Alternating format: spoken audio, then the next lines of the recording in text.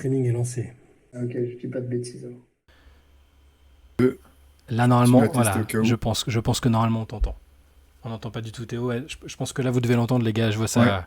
Je vois le curseur test, de test, son micro. test. Voilà, c'est bon.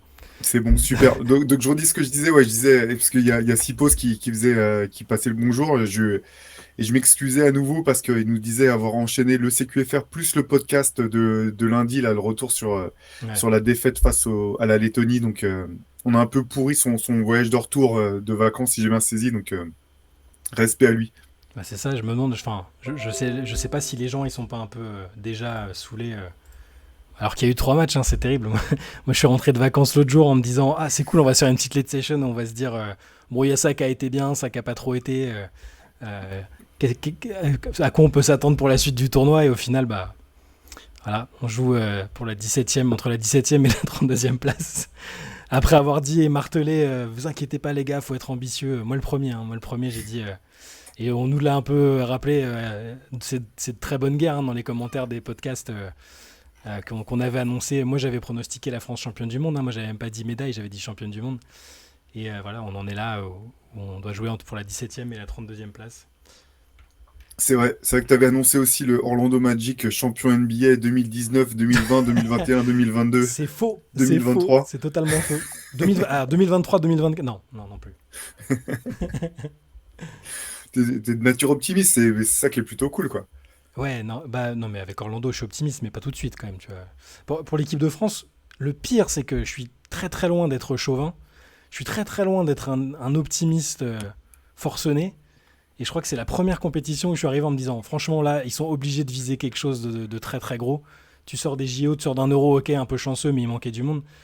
Les Américains ont pas leur meilleure équipe. Les autres, il va manquer Jokic, il va manquer Yanis. Pour moi, c'était pas arrogant ou présomptueux de viser la médaille d'or, tu vois, ou même juste un podium. Mais au final, bah, c'est peut-être la posture qu'aime pas le sport français.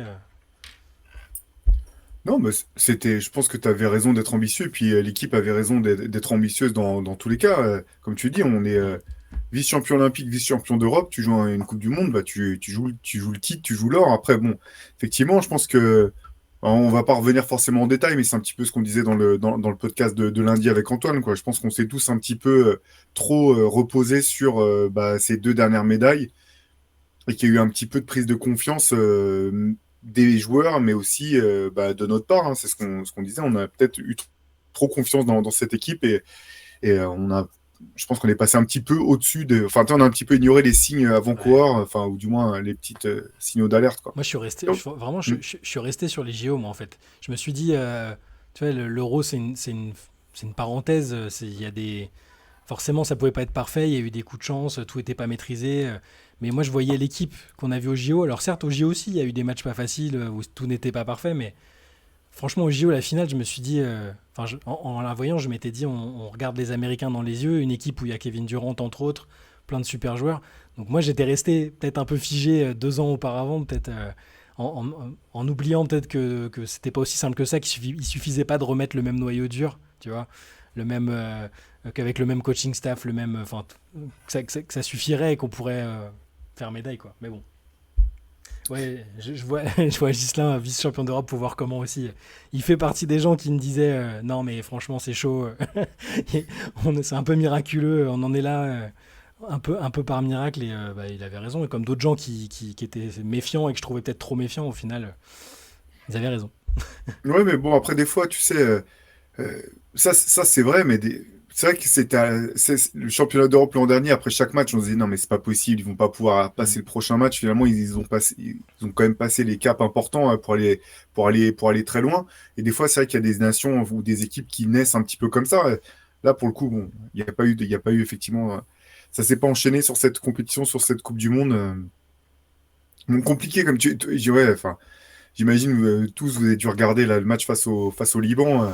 Fou.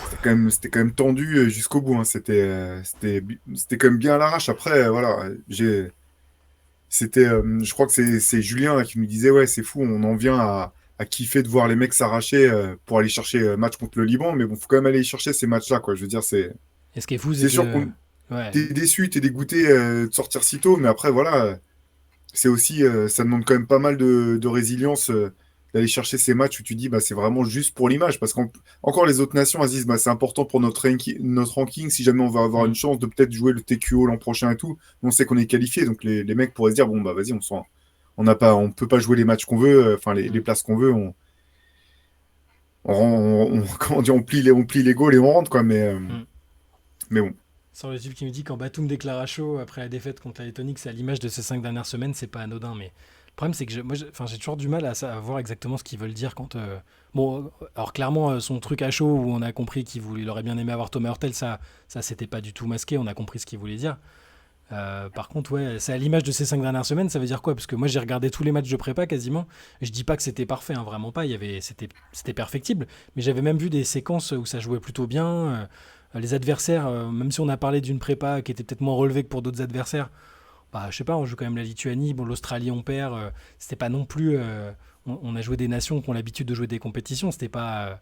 Et j'ai pas vu des trucs ultra alarmants. Il y a des choses qui étaient pas loin d'être parfaites, mais donc je sais pas ce qu'il veut dire les 5 dernières semaines. Peut-être qu'il sentait au sein du groupe que les mecs étaient trop détendus, qu'il voyait qu'à l'entraînement ça défendait pas. J'ai du mal à savoir en fait. Non, c'est étonnant. Dans les déclarations d'après-match, là, juste après le match contre le Liban, là, il y a Nicolas Batum et Gershon Yabusele qui étaient au micro de Rémi Reverchon. Mm. Et en fait, j'ai trouvé, il y avait une phrase de Gershon qui était assez intéressante où lui, il disait, bah, on a un bon groupe. En gros, il disait, ouais, on a un bon groupe, on est resté ensemble, on est resté unis. Ce qui est dommage, c'est que, en gros, il avait l'air de déplorer qu'il y avait une façon de jouer avant le début du championnat et que dès le début du championnat, en fait, la façon de jouer avait complètement changé, quoi. Et bah, c'est vrai que bah, sur ce match-là, il a eu un énorme temps de jeu. Il a été bon offensivement tout de suite là sur le match contre le Liban, Gershon. Alors que c'est vrai que notamment le premier match contre le Canada où il a quasiment pas joué de ballon. Donc Mm. c'était dur de savoir si c'était, tu vois, comment dire, si c'est dur de comprendre ce qui s'est passé en fait, Bah, tout simplement c'est quoi. ça, J'ai parce que là, l'impression que là les Vadets, tu me dis, il y a des trucs qui sortiront plus tard, mais en fait, ouais, j'ai du mal à voir quoi. À part des énormes animosités entre des joueurs, à tel point que les mecs veulent pas se passer la balle en mode Jordan All-Star Game avec Isaiah Thomas. Enfin, je vois pas. Et c'est des mecs qui ont déjà joué ensemble. Je veux dire, ils sont pas obligés d'être ultra potes pour que ça hmm. fonctionne. La preuve, c'est qu'ils ont tous fait des compétences ensemble, que ça a tous marché. J'ai du mal à voir les trucs qui pourraient sortir. Enfin, ce serait. Là, après, on sort du cadre du basket pur et dur. Moi, c'est sur le basket pur et dur. C'est ça qui m'a interpellé, plus que le fait que ça défende pas du tout. Gis dit que ça a été apocalyptique contre le Liban en défense aussi. Bah, le début de match, c'était terrible. Hein. C'était pareil, dans la même veine que ce qu'on a vu contre le Canada et contre la Lettonie. Juste voilà, le nombre de points qu'on prend. Je crois que c'est Jacques Monclar qui disait. Euh, alors lui, il est pas très fan des stats avancées, des choses comme ça, mais il parlait de la stat bête et méchante du nombre de points encaissés sur tous les matchs. Et bah, parfois, c'est aussi simple que ça. Donc les trucs extra sportifs de un tel qui voudrait pas venir, là, Gis aussi, tu nous parles de Gobert qui voulait peut-être pas venir au début. Peut-être, mais de là à perdre, à se faire sortir contre la Lettonie, et d'être. Bon, le match contre le Liban peut être anecdotique parce qu'on était déjà éliminé, mais ça me paraît fou pour une équipe qui se connaît à ce point et qui a autant de vécu, en fait. C'est ça que je comprends, j'arrive pas à comprendre. Donc, à moins qu'il y ait des trucs qu'on n'imagine même pas, je vois pas vraiment ce qui a pu se passer, quoi. Ouais, pour Gobert, je sais pas trop. À partir du moment où les mecs viennent, ils viennent pour gagner, quoi. Tu Ah sais, ils vont ouais. pas foutre en l'air entre guillemets une partie de leur été et venir pas sans être concernés, quoi. Bon. Par contre, c'est vrai, voilà, c'est vrai qu'effectivement sur la fin du match contre le Liban, la différence, ça se fait sur la fin, enfin sur la fin. Je pense qu'on les a quand même un peu usés durant le match, même si la Mm. défense était quand même complexe, mais à la fin, c'est vraiment par un gros effort défensif à la fin qu'on finit par faire le break avec notamment Zaya Cordigné et Okobo à la fin, quand même. Okobo en attaque, ouais, Ouais, en Okobo attaque. en attaque et Sylvain Francisco défensivement, Cordini a mis une grosse Mm. pression. Sylvain Francisco était dans les intervalles, tu sais, il jouait sur les lignes de passe. C'est comme ça à la fin Ouais. on fait le break, même si ça a été serré jusque dans les 2-3 dernières minutes, c'était pas fait. Il devait y avoir quoi, 5 points, je pense, à 3 minutes de la fin. Ouais. Donc après, bon, c'était quand même un effectif assez particulier, quoi. On n'avait aucun grand. T'avais Terry Tarpey qui jouait 4. On se faisait défoncer, déboîter au rebond. Ouais. Voilà, c'était quand même un contexte assez particulier, quoi. Ouais. Sans Le Sort, Gobert et Mustapha Fall, ça. Ouais, si vous avez pas Enfin, vu le match contre le Liban, ils étaient pas, on a joué sans intérieur quasiment, hein, donc. Mais ouais. pour répondre à sans queue ni tête, cap- les matchs, non, Gobert a pas été si nul que ça. Et surtout, c'est pas à cause de lui qu'on a perdu les matchs. Hein. C'est un ensemble, c'est pas lui qui. Enfin, je veux dire, c'est comme en NBA, il peut pas défendre tout seul. Souvent, il masque beaucoup de difficultés et de lacunes de ses partenaires, mais là, à la limite, on peut dire que c'est pas qu'il a été nul, c'est qu'il a pas réussi à masquer les lacunes collectives en défense. Ça, c'est. Après, l'attaque, c'est autre chose, c'est comme d'habitude, hein, c'est plutôt un mystère. Pourquoi est-ce qu'il est peu alimenté? Pourquoi est-ce qu'il y a si ça? Ça, c'est un des paramètres. Mais, et pour répondre à GWS Back, est-ce qu'Okobo était vexé par la réflexion? Alors non, sur le coup, je sais pas si Théo, je sais pas si ça t'a fait comme moi, mais en voyant le truc, je me suis dit, oula, c'est ultra chaud. C'est-à-dire que soit ça peut vite partir en couille parce que tout le monde a vu le truc. C'était sur Twitter en 5 minutes, même ceux qui regardaient pas le match. C'était soit ça partait en cacahuète et ça témoignait d'un gros malaise dans le groupe peut-être, soit il prenait ça plutôt positivement et il réagissait derrière. Et je trouve que là, c'était plutôt bien joué en termes de coaching, même si ça pouvait paraître un peu inhabituel de la part de Vincent Collet. Bah, derrière, Okobo, il a rejoué correctement. Quand on attaque, on l'avait pas vu Mais il a jouer même comme été ça. très bon sur la fin. Voilà.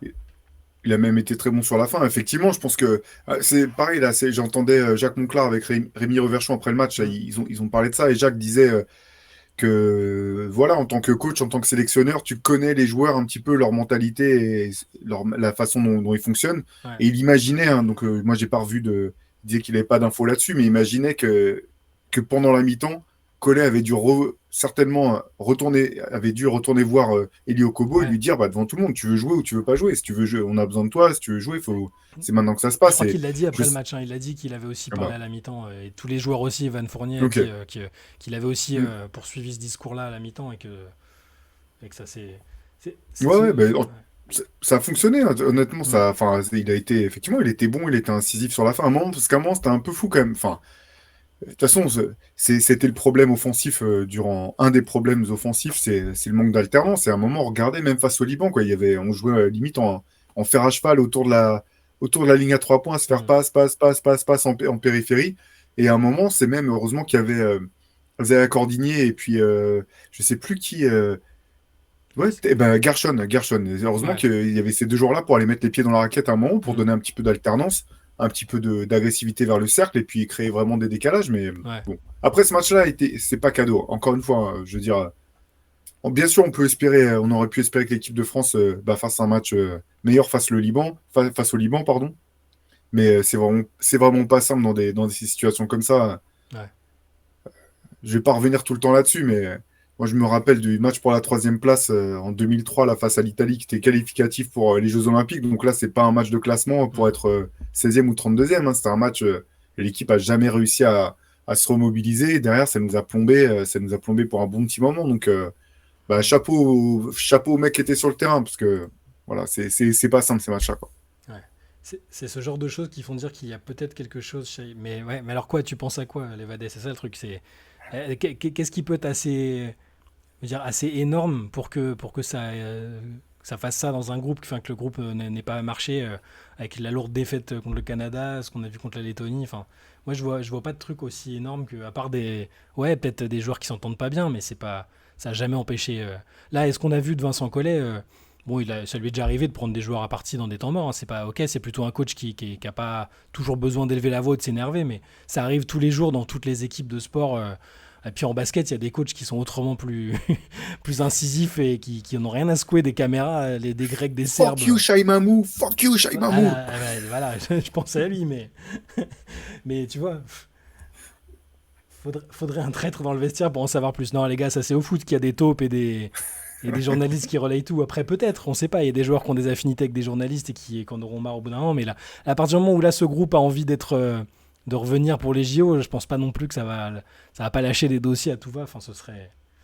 Si Collet saute dans 2 semaines, on saura honnêtement. Alors je sais, on va reparler on a vu des commentaires où on nous disait oh les gars vous êtes trop soft. Enfin vous avez utilisé ces termes-là. Peut-être qu'on est trop soft. Hein. Peut-être que la vraie solution ce serait de tout faire exploser. Mais bon, on est globalement, enfin dans le podcast avec Antoine et Théo, on était globalement d'accord pour dire que ça servait probablement pas à grand chose d'inciter la fédération à changer de coach maintenant ou de coaching staff. En tout cas, là, à un an des JO, après, on est plutôt, je pense, tous d'accord pour dire que c'est la fin d'un cycle et que c'est bien aussi de changer de personne. Après, quelle personne, c'est autre chose. Hein. La Fédération française va probablement pas prendre quelqu'un aux antipodes, enfin on verra, hein, mais en tout cas tout ça pour dire que je pense pas, et je pense pas que Théo c'est pareil, on croit pas qu'il y aura de changement de coach ou de coaching staff, ni même de révolution au sein du groupe, je pense pas, hein, franchement.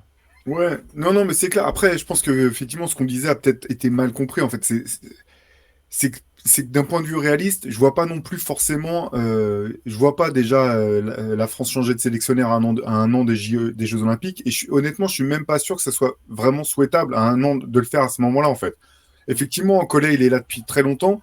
On sait qu'il y a des cycles, hein, et que c'est dur de rester sur la durée, de continuer à se réinventer et de rester performant sur la durée quand on a ce type de responsabilité. Mais c'est plus que je pense que s'il avait fallu changer de sélectionneur, il y avait eu d'autres opportunités qui s'étaient présentées par le passé, peut-être. Ouais. Parce que voilà, tu repars aussi sur un cycle. Les Jeux Olympiques, là, c'est plutôt une fin de cycle. Donc, c'était plus par rapport à ça, en fait. Après, je dis pas que Vincent Collet est exempt de tout reproche. C'est pas du tout ça que je voulais dire.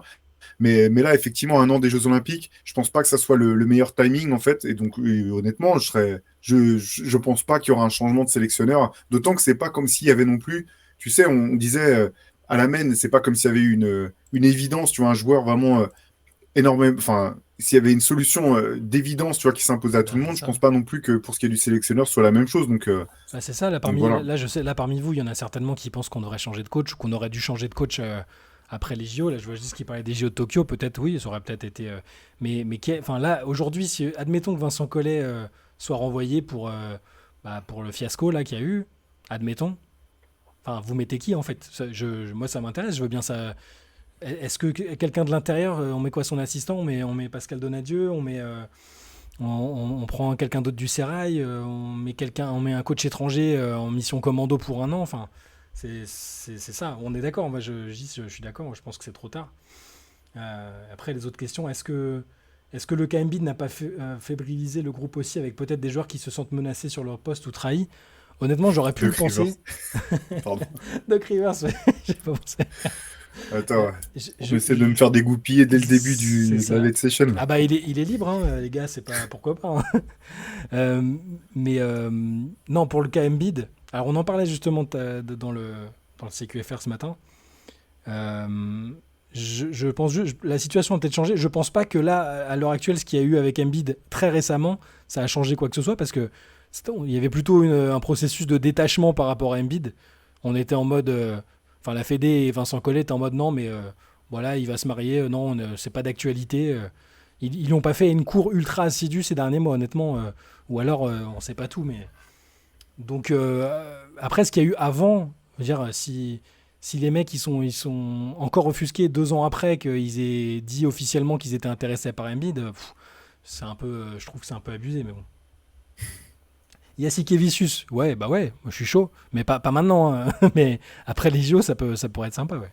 Non, mais après, voilà, on en parlait un petit peu pareil dans le podcast, c'est vrai qu'il y a différentes comment dire, philosophies là-dessus. Est-ce qu'il faut ou non aller chercher des coachs étrangers? Moi, j'avoue que c'est pas quelque chose qui me choque particulièrement. Non. Si un coach établi qui peut aider l'équipe de France et qu'on n'a pas d'autres entraîneurs où on se dit, bah ouais, non, c'est un mec qui a l'expérience, qui a le relationnel avec les joueurs, qui a le savoir-faire pour prendre la place. Moi, ça me choque pas qu'on aille chercher des coachs étrangers. C'est vrai qu'on l'a encore jamais vraiment, on l'a vraiment jamais fait. Pour ce qui est du basket en tout cas. Donc je sais pas quel sera le positionnement par rapport à ça, quoi. Je sais pas du tout. Je sais pas du tout après. Donc Ouais, je vois les noms Kenny Atkinson, Ted Lasso. Kenny Atkinson, c'est pas inintéressant. C'est un coach il a coaché en France. Il était assistant de Gordon Herbert Ouais, au Paris. Le club de Paris a tellement changé de nom que je me rappelle même plus comment il s'appelait à l'époque, si c'était encore c'était peut-être Paris Paris Basket Basket déjà, Racing ouais. ou pas. Je pense que c'était peut-être, oui, ça devait être encore quand c'était encore sous l'appellation PBR, mais oui, il a des relations avec la France, c'est un bon coach. C'est pas bête du tout, Atkinson, c'est vrai que c'est une piste intéressante. Mais après, oui, on a une fédé conservatrice. Je serais étonné que ce soit un étranger. Moi, je serais plutôt pour ça. S'il faut changer radicalement de style, d'approche, encore une fois après les Jeux Olympiques, de mon point de vue, moi, je serais plus pour prendre un coach qui n'a rien à voir. En France, bah, la plupart des coachs qui sont mis en avant et qui ont les jobs, ils sont un peu sur le même moule. Et c'est des coachs très compétents, hein, je ne le dis pas. On parle de Fred Fautou, là, que ce soit les anciens joueurs ou tous ceux qui sont proches de la fédé. Je suis pas sûr que ce soit une révolution de palais et qu'elle soit ultra efficace, mais pourquoi pas. Et c'est pour ça que moi, s'il faut changer quelque chose, je préférerais un coach étranger qui a pas du tout la même approche, pas du tout la même philosophie et qui n'aurait pas forcément de parti pris avec certains joueurs ou de vécu avec des joueurs qui sont déjà là. Ça pourrait être intéressant. Et là, effectivement, c'est lié aussi à Jean-Pierre Suta qui va arrêter en 2024 normalement. Ouais, ouais, bah ça va être non, non. Honnêtement, je sais pas du tout vers quoi on va se diriger. Ça dépendra aussi. Dans tous les cas, je pense que Vincent Collet, quel que soit le résultat, quelles que soient les performances de l'équipe de France aux Jeux Olympiques, il y a un moment, il faut tourner la page. Je peux pas non plus rester 20 ans à la tête d'une sélection. C'est impossible, quoi. Là, il a Mm. déjà excédé, parce que quelqu'un disait qu'il aurait dû partir après Tokyo. La question s'était déjà posée après Rio, hein, donc ça fait Ouais. quand même, là, il va enchaîner. Il aura fait 2012, 2016, 2021, puis 2024. C'est énorme, en fait, comme durée. Le nombre d'Olympiades qu'il aura fait, c'est un truc de dingue, quoi. Ouais. Donc, il y a un moment, de toute façon, effectivement, faut que ça change dans tous les cas, quoi. Ouais. Pourquoi Vincent Collet, le centenaire de la FFBB, n'a pas fait jouer Le Surf et Fall contre une équipe libanaise dont la moyenne de taille était d'1m60? Alors, il y a la version officielle. C'est là, donc, Fall avait une rage de dents, apparemment. Ouais. Et Mathias Le Sort, il était déjà diminué avant la compétition et il voulait pas. Là, apparemment, il voulait pas mettre en péril sa cheville. Je sais pas si ça vient du joueur, du staff Ou du club. ou du club. Voilà, ils ont peut-être dit les gars, vous avez plus rien à jouer, on vient de le recruter, c'est notre recrue phare. Ouais. Donc après, s'il était diminué à l'entame de la compète, est-ce qu'il fallait le prendre? Je sais pas. Hein. C'est une autre question, mais. Tony Parker, président de la Fédé, TJ Parker, sélectionneur, et Pierre Parker, DTN. Vous n'êtes pas prêts, mais ça va arriver, hein. Après, Je serais quand même étonné. Hein. Mais non, non, je dis pas qu'il le sera, mais moi, je mets ma main coupée qui sera parmi les candidats dans tous les cas. Je ouais. mets ma main coupée. Et tiens à préciser, hein, parce qu'il y a quelqu'un dans les commentaires qui disait que j'appelais de mes voeux à ce que ce soit TJ Parker Ah l'entrée. bon? Il y a eu les deux coups, sons de cloche en fait. Certains qui ont cru que j'appelais de mes voeux que ce soit TJ Parker et d'autres qui ont dit qu'on faisait du TJ Parker bashing C'est- à son sujet. Non, non, C'était ni l'un ni probablement l'autre. TJ Parker lui-même, hein, probablement qui. Je pense que c'est juste que vu la manière dont ça s'est fait par le passé, je pense qu'il sera dans la discussion dans tous les cas. Ouais. Pitié, pas la version de Jordan du management, s'il vous plaît. Ah, la version française du management. Ah oui, ouais. Ah, Pour les absences. ou pour le. Ah non, non, Non, oui, je suis pas sûr d'accord, d'avoir capté pour pour, Tony pour Parker. Tony Parker Oui, pardon, en j'avais pas GM, ouais. compris. Bah, pour l'instant, il a quand même fait du meilleur boulot avec Villeurbanne que Jordan avec Charlotte, quand même. Ah bah ça, oui, c'est indiscutable, ouais, bah, écoutez, pour le coach, enfin, je pense pas que ce soit très utile pour l'instant effectivement, de se demander qui sera coach parce que je vois pas de scénario où, sous contrat jusqu'en 2024 avec l'histoire qu'il a avec l'équipe de France et les liens avec la fédération. Je pense honnêtement, euh, je pense honnêtement que c'est pas la personne qui soit TJ Parker n'aime pas la France. Mais alors, honnêtement, je veux pas. C'est sûr que ça peut ressembler à du népotisme, hein, mais je suis pas assez. Je suis pas assez la Betclic Elite et l'Asvel en particulier pour dire il est compétent, pas compétent. J'imagine qu'il est quand même pas. Il s'est quand même coaché a priori. Hein, bon, bah, après sur le plan relationnel, il y a visiblement eu des soucis, mais. Et Donc, même. je suis pas sûr que Victor Wembanyama aura envie Oui, d'avoir TJ Parker comme premier sélectionneur ou comme ouais, deuxième voilà. sélectionneur plutôt Et, et, de l'équipe de la- France. Mais... et c'est intéressant que tu parles de Wembanyama parce que, bon, là, il y a un peu la narration qui va s'installer. Voilà, il y en a qui vont l'imaginer en sauveur ou dans tous les cas, je pense que s'il n'a pas de blessure, il sera au JO. Je pense que ça l'intéresse un petit peu. Et rien que ça, avec le lien qu'il a avec Vincent Collet, ses relations, elles sont excellentes avec Vincent Collet, il le connaît bien. Je vois pas la Fédé qui dire maintenant on va te mettre quelqu'un d'autre dans les pattes. Enfin, Non, c'est clair. Non, non, ça c'est clair et net. Il y a un truc, je suis désolé, je change de sujet, mais parce que c'est une question qui t'a été posée au début et du coup ça ouais. m'intrigue là. C'est un maillot de qui que t'as, Shai? Ah, bon, l'équipe, vous avez vu, ça c'est bon. Ouais. Et le joueur, bah, Jeremy Lin.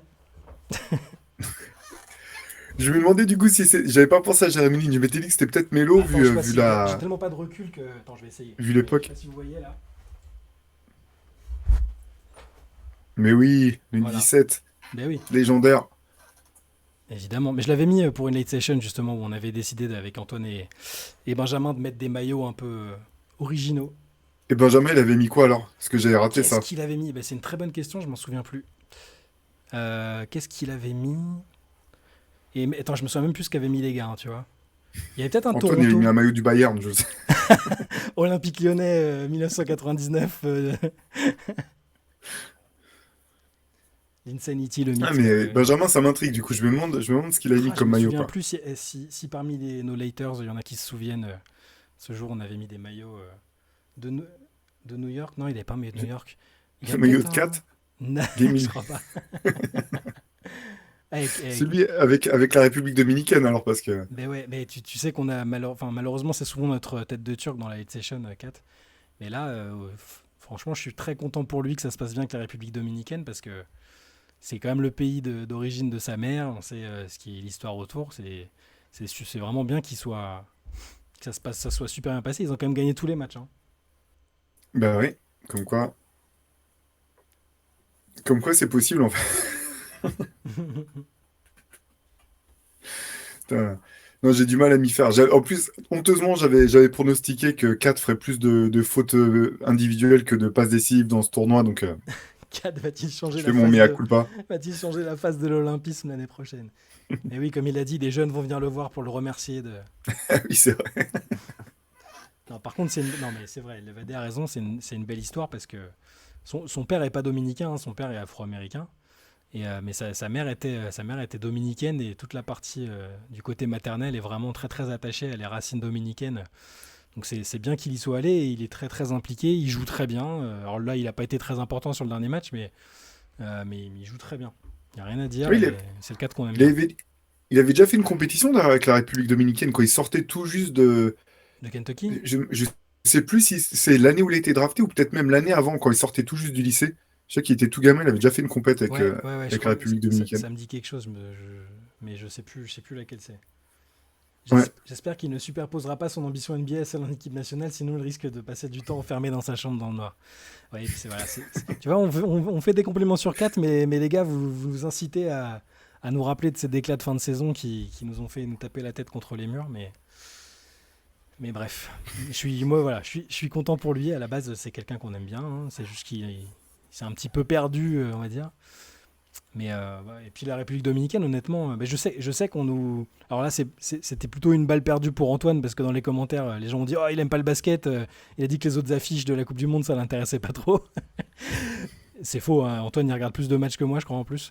Mais par contre, ouais, les matchs de la République dominicaine, c'est super cool. Franchement, ils sont intéressants, hein.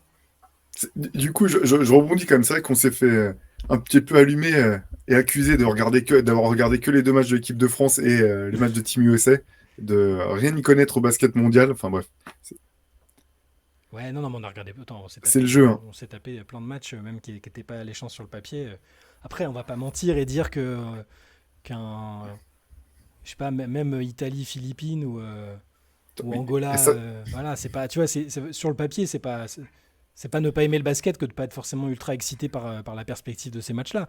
Mais c'est bien de s'intéresser à tout le monde. non, mais il y a 750 équipes qualifiées pour cette Coupe du Monde, donc on peut pas avoir tous les matchs non plus.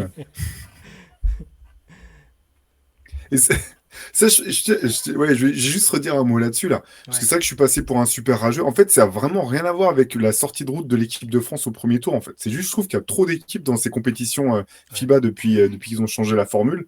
Et moi, c'est vrai que je préférais les formules plus resserrées où le niveau était quand même comment dire, plus dense. Après, je retire rien aux équipes qui sont qualifiées. Je suis ouais. ravi qu'elles soient qualifiées. C'est une chance incroyable quand tu es un athlète de pouvoir jouer des compétitions comme ça.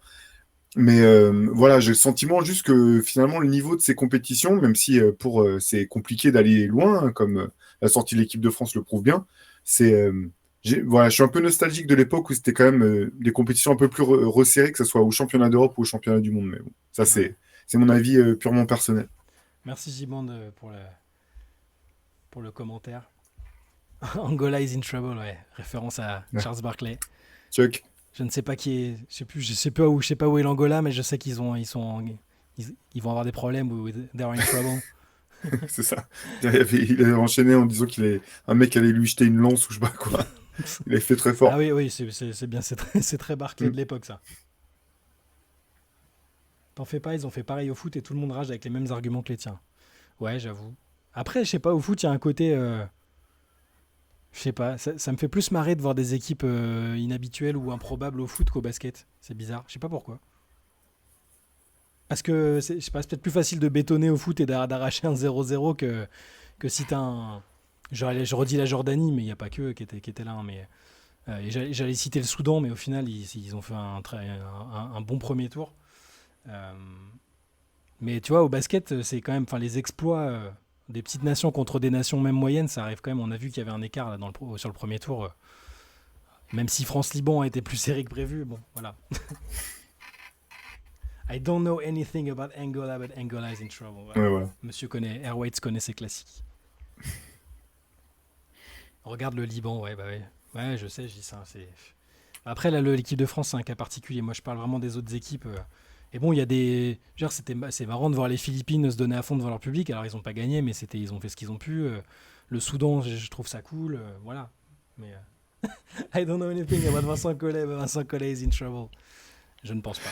Je ne pense pas Après, qu'ils les soient en trouble. Philippines, c'est un pays qui est quand même complètement taré de Ah, basket, c'est hein. des Même, malades. Ah, c'est des fous. je sais que Bobito Garcia, là, Ouais. je sais même pas comment le présenter, quoi, parce que le Bon, il a gars, il a toutes les fait, étiquettes, ouais. ouais, il a fait 50 carrières en même temps, mais lui, il déteste le terme streetball. Mm. Pour lui, c'est du pick-up ball. Quand tu joues dehors, c'est pas du streetball. Il dit le seul endroit où tu peux appeler ça streetball, c'est les Philippines, parce que les mecs jouent dans la rue. Ils jouent dans la rue pieds nus, même s'il faut. Ils mettent tu sais, les paniers ambulants. Ils ramènent un panier en plein milieu de la rue, même s'il pleut et tout. Ouais. Et pour en avoir discuté avec allez, donc, j'ai du mal le soir, surtout son nom de famille, pas son prénom, Kevin Coulio, pardon, Oui. photographe, cinéaste français, voilà, un activiste de la culture basket en France justement qui avait l'occasion d'aller plusieurs reprises aux Philippines, notamment une fois avec Bobito. Il me disait que c'était un truc de malade en fait, Ah non, c'est des la fous. passion, l'engouement des gens pour le basket là-bas, Bah, dès qu'il y a un c'est joueur un truc de NBA, malade. dès qu'il y a un joueur NBA qui y va, ils sont tout de suite.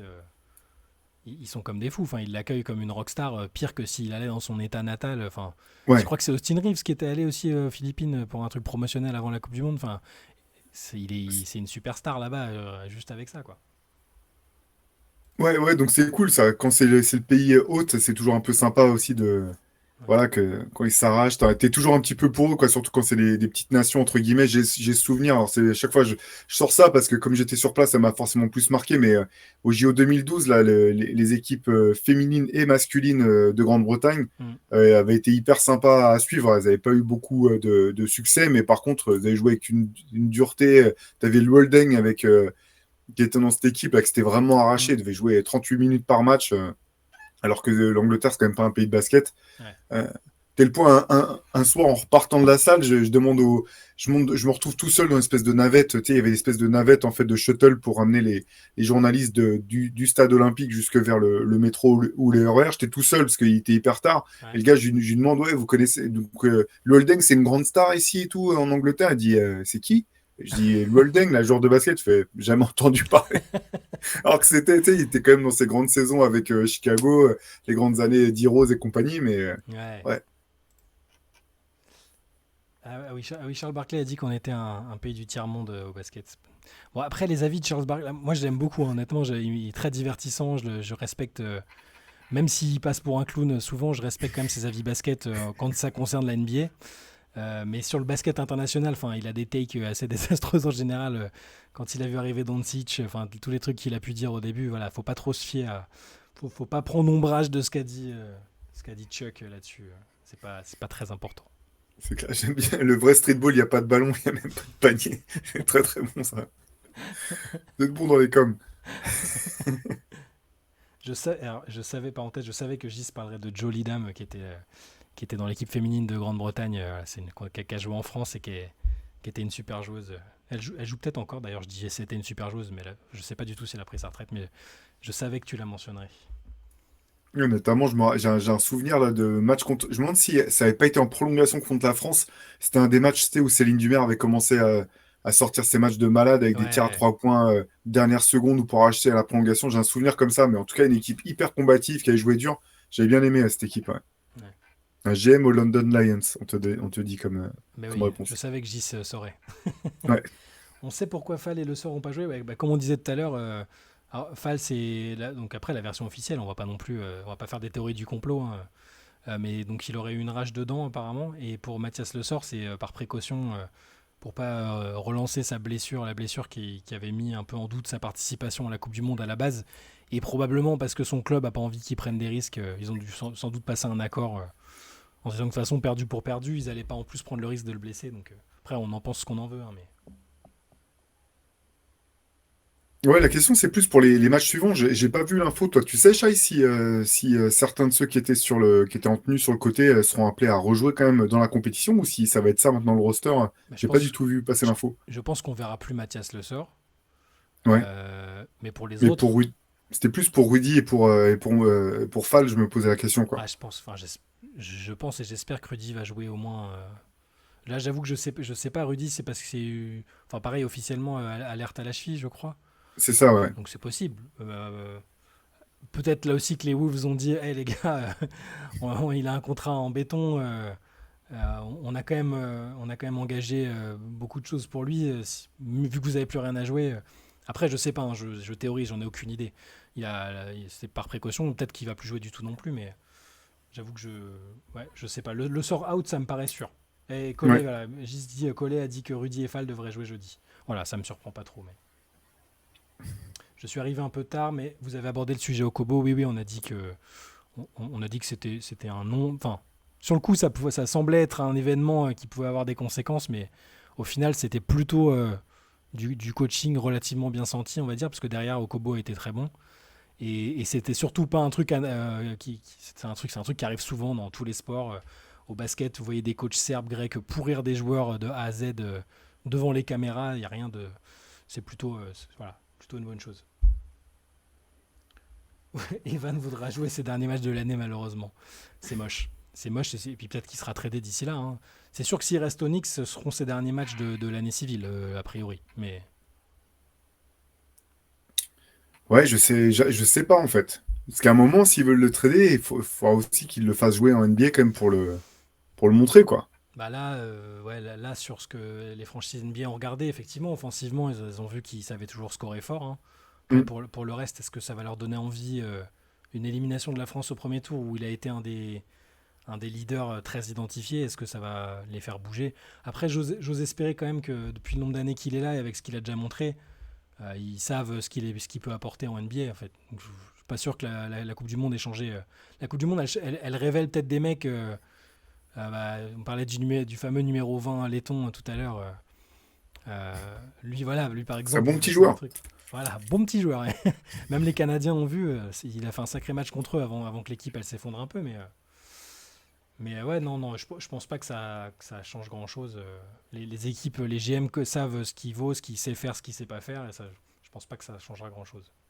Non, mais je me disais que les Knicks auront, s'ils veulent le trader, il y a un moment, il faudra peut-être qu'ils le fassent jouer quand même, ne serait-ce que pour le montrer à nouveau, le mettre sur le terrain, ne serait-ce que pour pouvoir l'échanger, quoi. Je pense que Thibodeau n'en a rien à secouer, à mon avis. Le connaissant, à mon avis, à moins que vraiment que l'ordre vienne de tout là-haut, mais ils ont quand même des ambitions et j'ai l'impression il a quand même les cartes en main là-bas, Thibodeau. Ouais. Ouais, bon, à voir, quoi. Ouais. Bon, de toute façon, on va pas revenir là-dessus, mais c'est assez Possi- incompréhensible quand ouais. même. Possible de le cut, oui, il peut y avoir un buyout, mais je pense pas que ça arrivera tout de suite. Hein. Non, parce qu'en fait, il a de la valeur quand même. Son contrat a de la valeur, en fait. Parce que tu peux récupérer des choses en échange. C'est pour ça que je me disais qu'il y a quand même un moment où. Je pense quand même que les Knicks devront le mettre sur le terrain à un moment, ne serait-ce que pour pouvoir l'échanger, parce que son contrat est plutôt intéressant. Tu peux récupérer des choses pour un joueur comme Evan, surtout si tu montres que bah, il a toujours son punch offensif. Tu vois, on en revient tout le temps là, mais je pense que quand même le meilleur profil pour lui, le meilleur spot, c'est quand même dans voilà, une position de scoreur en sortie de banc, puncher. Je pense que c'est le meilleur truc pour lui en NBA, je pense. Ouais, je suis d'accord. C'est ce qu'on lui souhaite de toute façon. Faut pas que tu sois d'accord avec moi, Shai. Ah, Attention, hein. c'est vrai dans les commentaires, Faut qu'on se mette d'accord avant les podcasts pour qu'on. c'est vrai que certains sont un peu agacés qu'on soit souvent du même avis avec Antoine et Théo. Mais promis, un jour, on tirera au sort, on fera des avis des opinions ultra clivantes et puis on se les distribuera. Mais bon, C'est ça. quand tu bosses ensemble depuis aussi longtemps, bah, c'est par la force des choses, on a un peu les mêmes sensibilités, les mêmes avis sur des choses. Après, ça veut pas dire qu'on est d'accord sur tout, hein, mais voilà.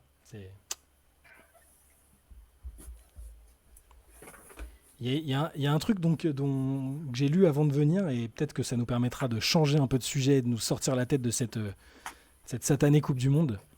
Alors c'est un joueur dont on a beaucoup parlé dans les CQFR, même dans les late sessions. Pas toujours en bien. Toi, tu as été un de ces défenseurs quand même de relativement longue date. Ça me fait peur. Non, je vais pas parler Qu'est-ce que tu vas me sortir comme dossier là? je vais pas parler d'Eddie Jones, t'inquiète pas. Vous êtes déjà d'accord sur la coupe de cheveux? Absolument. Sauf que Théo assume cette coupe de cheveux et moi pas du tout. C'est ça. Non, pas Jimmy Fredette, les gars, pas du tout. Pas James Harden non plus. Il y a Ben Simmons qui a accordé un long entretien à Mark J. Spears. Et alors, j'avais été très déçu de son passage chez JJ Redick il y a quelques mois. Ça faisait un peu, c'était censé être l'interview vérité où on comprend pourquoi il n'a pas pu jouer, pourquoi il a eu toutes ces galères, ça s'est mal terminé avec Philadelphie. Là, cette fois, il y a eu des vraies questions. Il a répondu, il a expliqué exactement ce qui n'allait pas. Il expliquait que l'année dernière, il jouait alors qu'il n'aurait pas dû jouer, qu'il n'arrivait pas, il y avait plein de fois où il n'arrivait pas à se lever le matin, où il avait des problèmes au niveau des nerfs, que ça s'étendait aux jambes, son dos était en compote, il a été opéré, des gestes du quotidien qu'il ne pouvait plus faire. Et ça, j'aurais aimé qu'il le dise déjà, parce que c'était visiblement déjà le cas quand il avait donné l'interview à Redick, que j'adore, hein, j'adore toutes les interviews qu'il fait, elles sont super. Mais là, il l'avait vraiment ménagé et j'étais ressorti de là en me disant bon bah les excuses, voilà, c'est des excuses et il n'y a pas vraiment d'argument. Là, il arrive en annonçant qu'il est à 100%, qu'il va tout casser, qu'il va redevenir le joueur qu'il était. Donc j'aime bien l'audace et l'ambition qu'il a, et surtout le fait qu'il expliquait que, et il n'y a pas de honte à ça, il pouvait pas jouer en fait, et qu'il a quand même essayé parce qu'il en avait marre d'entendre des choses sur lui, de lire des choses sur lui, et il a essayé de jouer. Il avoue qu'il s'entendait pas du tout avec Jacques Vaughn, ça on l'avait compris parce que Jacques Vaughn avait dit qu'il savait pas du tout comment le faire jouer, à quel poste. Il explique pourquoi il s'entendait pas avec lui et pourquoi Jacques Vaughn a passé je sais pas combien de jours avec lui à Miami là, lors de sa rééducation et il a fait des workouts avec lui, tout ça. Enfin, en tout cas, je vous conseille de lire cet entretien-là.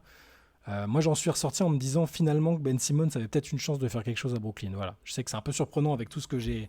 Si vous avez écouté tout ce que j'ai dit sur Ben Simmons ces derniers mois, qui est un joueur pareil que j'aime beaucoup à la base, que je trouvais super fort, All-Star incontestable, défenseur énorme, meneur de très grand talent, mais approche et mentalité compliquée. Bah là, j'avais perdu espoir de le revoir au très très haut niveau, ou alors dans un marché confidentiel. Là, j'ai vraiment bien aimé ce que j'ai lu. Voilà. Alors désolé, je me suis un peu répandu, mais voilà. Bah non, non, c'est cool, mais faut que j'aille lire cette interview. Je l'ai pas vue, tu m'en parlais tout à l'heure avant Ouais. qu'on prenne l'antenne, qu'on lance le live. Bah moi, ça me réjouit, parce que moi, j'adore, voilà, j'étais effectivement l'un de ses défenseurs, je Mm. pense, j'adore le joueur. J'avoue que ce que tu me dis me permettrait de mieux comprendre, en fait, quand même, son niveau d'incapacité à performer sur le terrain avec Brooklyn. Parce que moi, là, pareil, hein, je suis prêt à faire mon mea culpa. Quand il y a eu le trade pour James Harden, je pensais qu'au bout du compte, c'était quand même Brooklyn qui s'en sortait mieux que Mm. les Sixers. Au bout du compte, ça n'a pas été le cas parce que même si James Harden n'a pas pu mener les Sixers jusque là où ils espéraient, bah, il était sur le terrain, tout simplement. Je ne vais même pas parler de performance. Il a quand même plus joué que Ben Simmons n'a joué avec les Nets. Ouais. Par contre, voilà, ça reste un joueur jeune, hein. Il est encore jeune. Euh, je vois que quelqu'un nous demande si à notre avis, il peut revenir à son niveau max. Alors, je sais pas, parce que c'est quand même un mec qui a été quoi, dans le deuxième meilleur 5 NBA, un truc comme ça? Ouais, ouais. C'est ça, hein, qui a été dans le meilleur 5 Meilleur 5 défensif, donc défensif, ouais. qui a touché le très très haut niveau. Ça, je sais pas, ça sera pas du jour au lendemain.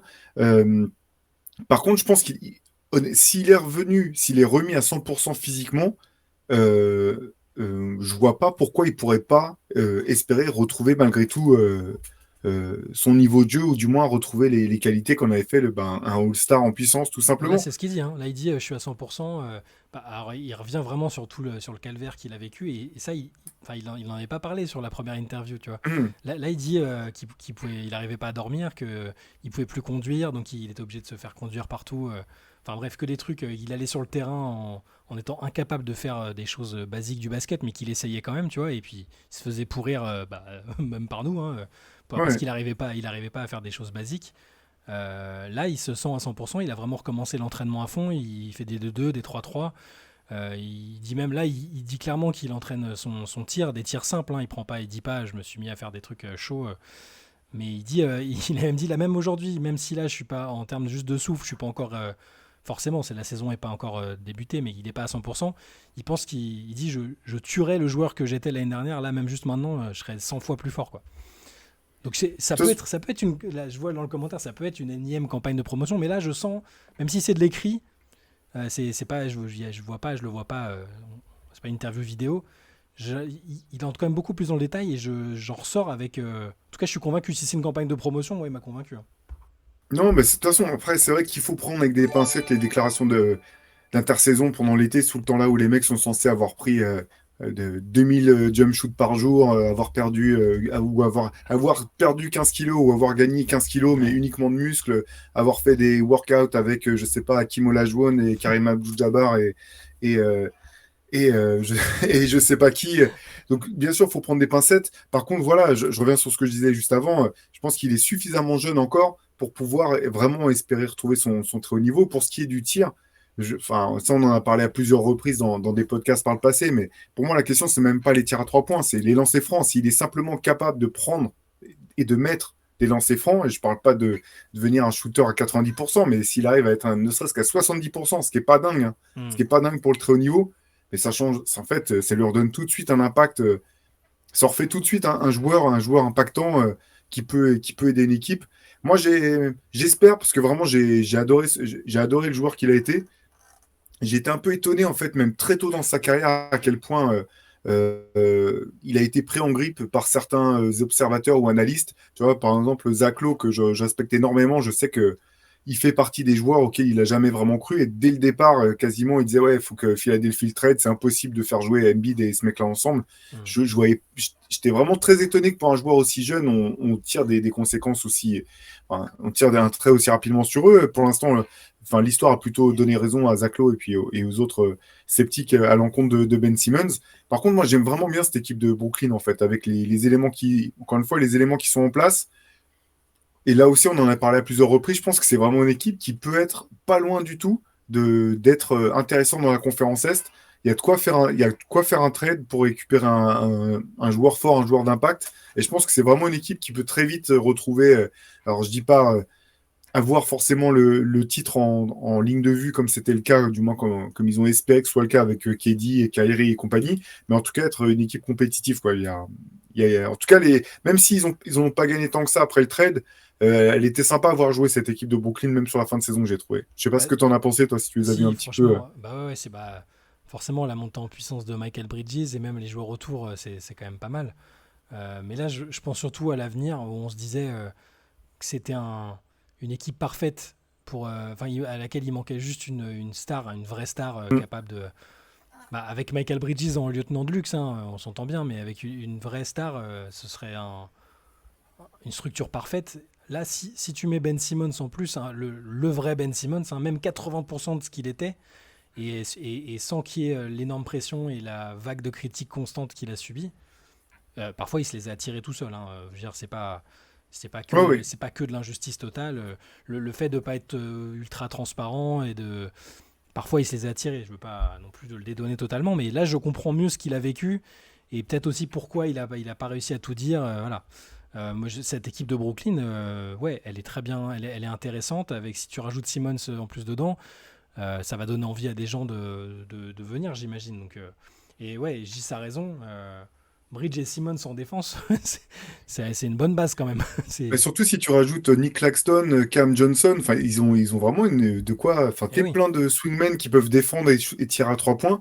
Tu sais, ils ont un petit peu comme. C'est marrant, comme c'était le cas avant l'arrivée de KD, Mm. où tu dis, bah, eux, ils ont tout, en fait. Ils manquent juste la superstar. Mais tu sais, ils ont déjà l'infrastructure quasiment, ils ont déjà un petit peu. Alors, la culture, ça faudra voir cette année, mais ils ont déjà les joueurs de complément, etc. Il manque juste Juste, et finalement, c'est ce qu'il y a de plus dur à trouver en NBA, c'est la star, quoi. Mais je la trouve cool, cette équipe. Franchement, j'espère que. Et puis honnêtement, pour des raisons de karma, j'ai envie, enfin j'espère qu'ils pourront rebondir quand même. Parce que voilà, c'est Ouais, l'équipe qui a tenté le ouais. va-tout en se disant bah on va aller chercher les meilleurs joueurs qui sont un petit peu quand même reniés pour aller chercher ces joueurs-là. Ça n'a pas marché, ça n'a même pas marché du tout, c'était fiasco et finalement je trouve qu'ils sont en train de rebondir bien plus vite qu'on aurait pu l'imaginer. Donc voilà, j'aimerais bien les revoir être compétitifs rapidement, ce serait cool. Ouais. Je suis d'accord. Et Simon qui avait raison de préciser qu'ils ont en plus fait des bons petits apports pour Bien vu, ouais. renforcer l'effectif. Lonnie Walker, Dennis Smith, Darius Bazley, Derrick Whitehead que j'aime bien. Ça, Dennis C'est Smith dit. Jr., j'avais pas vu qu'il avait re-signé à Brooklyn. C'était passé entre les gouttes. Je me demande ce qu'il va pouvoir donner, quoi. Ouais. Non, non, l'équipe est intéressante. Et pour revenir sur Ben Simmons, là, vraiment, j'avais presque abandonné l'idée de le voir réussir sur un gros marché ou dans une équipe sous ce contrat-là, en tout cas. Et on en avait parlé avec Antoine, on se disait qu'est-ce qu'il lui faudrait il lui faudrait être totalement déchargé de la pression médiatique, enfin totalement, ça pourra jamais vraiment l'être, mais tu sais, sur un marché où tu peux te reconstruire comme Oklahoma City, Indiana, enfin des Hmm. équipes comme ça, où déjà où il n'est pas le centre de l'attention et où il n'y a pas tout le passif qu'il y a eu, parce que là à Brooklyn, que ce soit avec Steve Nash ou avec même Jacques Vaughn, il le dit lui-même, hein, il dit notre relation était catastrophique au début. Moi je l'imaginais vraiment revenir, enfin s'épanouir ailleurs qu'à Brooklyn. Là j'ai envie d'y croire honnêtement. Il dit, Mark J. Spears lui demande, tu vas jouer à quel poste parce que c'était aussi la question. Jacques Vaughn disait, je sais pas où l'utiliser, je sais pas avec qui l'entourer, je sais pas à quel poste le mettre. Est-ce que je le mets 4, est-ce que je le mets 1? Là Ben Simmons il dit, je suis un meneur, je vais jouer meneur. On a vu ça ensemble et je serai à 100%, je serai celui que j'ai été. C'est la première fois qu'il dit ça, hein. Parce que chez Reddick, il n'avait pas dit ça. Il a dit non, mais je vais essayer de revenir, je vais me soigner. C'était pas simple, le monde était contre moi. C'était un peu, j'exagère, hein, mais c'était un peu mode Calimero, c'est ce qui m'avait un peu déçu, sans rentrer vraiment dans ce qu'avait pas été. Et encore une fois, il a des circonstances atténuantes. Je veux dire, il s'est fait jeter sous les roues du bus à Philadelphie, Bah, c'est clair. voilà, De par Doc manière tellement Rivers, honteuse. par Joel Embiid, par la franchise, hein. Il a été le bouc émissaire alors que il pense à une action où il est pas allé au lay-up et il a tenté une passe alors que les autres joueurs n'avaient pas été irréprochables. Embiid le premier pendant cette série, le coaching, n'en parlons pas. Donc voilà, juste pour dire que cette interview que je vous recommande, et dont peut-être on parlera, je pense qu'on en parlera un peu demain avec Antoine aussi dans le CQFR parce qu'il l'aura lu d'ici là et que c'est intéressant de revenir dessus. Elle mérite d'être lue parce que je pense qu'elle va peut-être redonner un peu confiance en Ben Simmons aux gens, à mon avis, hein. Tu me diras ce que tu en auras pensé quand tu la liras, mais Ouais, je veux dire ça, carrément. Ouais, non, carrément, parce que déjà, enfin voilà, j'aime beaucoup le joueur. J'ai trouvé que c'était, enfin, mm, comme on vient de le dire, un peu honteux la manière dont il s'était fait sortir de Philadelphie, du moins, enfin, comment Doc Rivers s'était servi de lui pour lui passer entre les gouttes. Euh, et puis, voilà, le joueur que ça a été les années où il était sur le terrain, où il était fort, enfin, mm, c'est un joueur dingue. Après, sur son poste, de toute façon, il faut qu'il ait le ballon en main parce que c'est quand même c'est un créateur, un accélérateur de particules. Si jamais il retrouve ses qualités athlétiques, voilà, il dynamise le jeu d'une équipe tout de suite. Et moi, je pense que c'est quand même possible, tu vois, il faut de l'alternance. Ça peut pas être le seul créateur d'une équipe. Par contre, il faut effectivement pouvoir avoir un autre type de créateur, notamment en playoff, je pense, pour pouvoir alterner, se servir de lui, ses qualités pour relancer du jeu, donner du jeu de relance, etc. Et puis derrière, avoir un mec avec un profil un peu plus créateur-shooter quand, ouais. quand les défenses se resserrent et que tu es obligé de jouer un peu sur demi-terrain. Mais c'est un joueur tellement atypique qu'il faut un coach créatif pour pouvoir en tirer le maximum. Mais je pense qu'il y a toujours, en tout cas, si son physique suit, il y a toujours de quoi, il y a toujours un joueur vraiment intéressant dans ce mec-là, quoi. Non, mais c'est sûr. Enfin, là maintenant, j'ai envie d'y croire. Là, c'est peut-être les fameux, ouais, c'est la promo. Il a tout intérêt à ce qu'on croit encore en lui de toute façon, hein. Mm. Il a dit qu'il avait rien contre Brooklyn, qu'il avait envie d'y rester. Évidemment, c'est pas la destination qu'il a lui-même choisie. Il s'est fait trader. Il n'a pas décidé qu'il irait là-bas, mais ouais, je suis d'accord avec Janisser. Et c'est vrai quand Embiid était blessé, c'est aussi lui qui a porté l'équipe. Comme tu le disais tout à l'heure, il a été All-Star, il a été dans les meilleurs défenseurs de l'année, il a été dans les meilleurs 5. Enfin, c'est vrai qu'il ne faut pas oublier que c'est un joueur incroyable. Forcément, dans une NBA où tout le monde parle et veut que du shoot à tout va, à tous les postes, forcément, on tique un peu sur les joueurs qui sont réfractaires au shoot. Mais franchement, je pense qu'il a encore quelque chose en lui. Voilà, moi j'ai changé d'avis là-dessus. J'espère ne pas rechanger d'avis après les premiers matchs. Et j'espère que ça le fera à Brooklyn parce que je suis comme toi. J'ai un peu d'empathie pour cette équipe de Brooklyn qui avait fait quelque chose, voilà, une construction intéressante de base, hein. Après, le péché originel, ça a été peut-être de laisser Kevin Durant s'entourer de Kyrie. Kyrie n'était pas le seul responsable du fiasco, hein. Je rappelle que voilà, enfin, KD était lui aussi décisionnaire sur plein de trucs, sur le coach, sur toutes ces choses-là. Euh, mais j'ai de l'empathie parce que voilà, tout le monde a voulu se barrer, le coach a changé, et au final, ils se reconstruisent comme ils s'étaient déjà reconstruits par le passé. Euh, une fois qu'ils avaient soldé ce fameux trade catastrophique avec Boston, ils avaient refait une équipe un peu de combattants, qui était sympa à avoir joué et qui pouvait justement intéresser les stars pour venir s'y greffer. Bah, j'ai envie de revoir ça, j'ai envie de voir Michael Bridges passer encore un cap, j'ai envie de voir les Cam Johnson, et les Ben Simmons refaire des trucs. Donc ça va être une équipe. Quand on avait fait les podcasts et même les late sessions sur les équipes qu'on avait envie de suivre, j'avais pas cité Brooklyn. Et je regrette un peu parce que là, après coup, je me dis, j'ai envie de voir le Ben Simmons en mode dragster en transition, j'ai envie de voir tout ce qu'il peut y avoir autour. Voilà, j'ai un peu changé d'avis à ce sujet-là.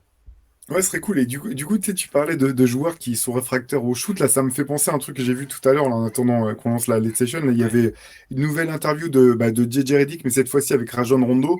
Mhm. Et il y a un clip qui est assez fou et assez marrant, en fait, où Redick demande à Rondo.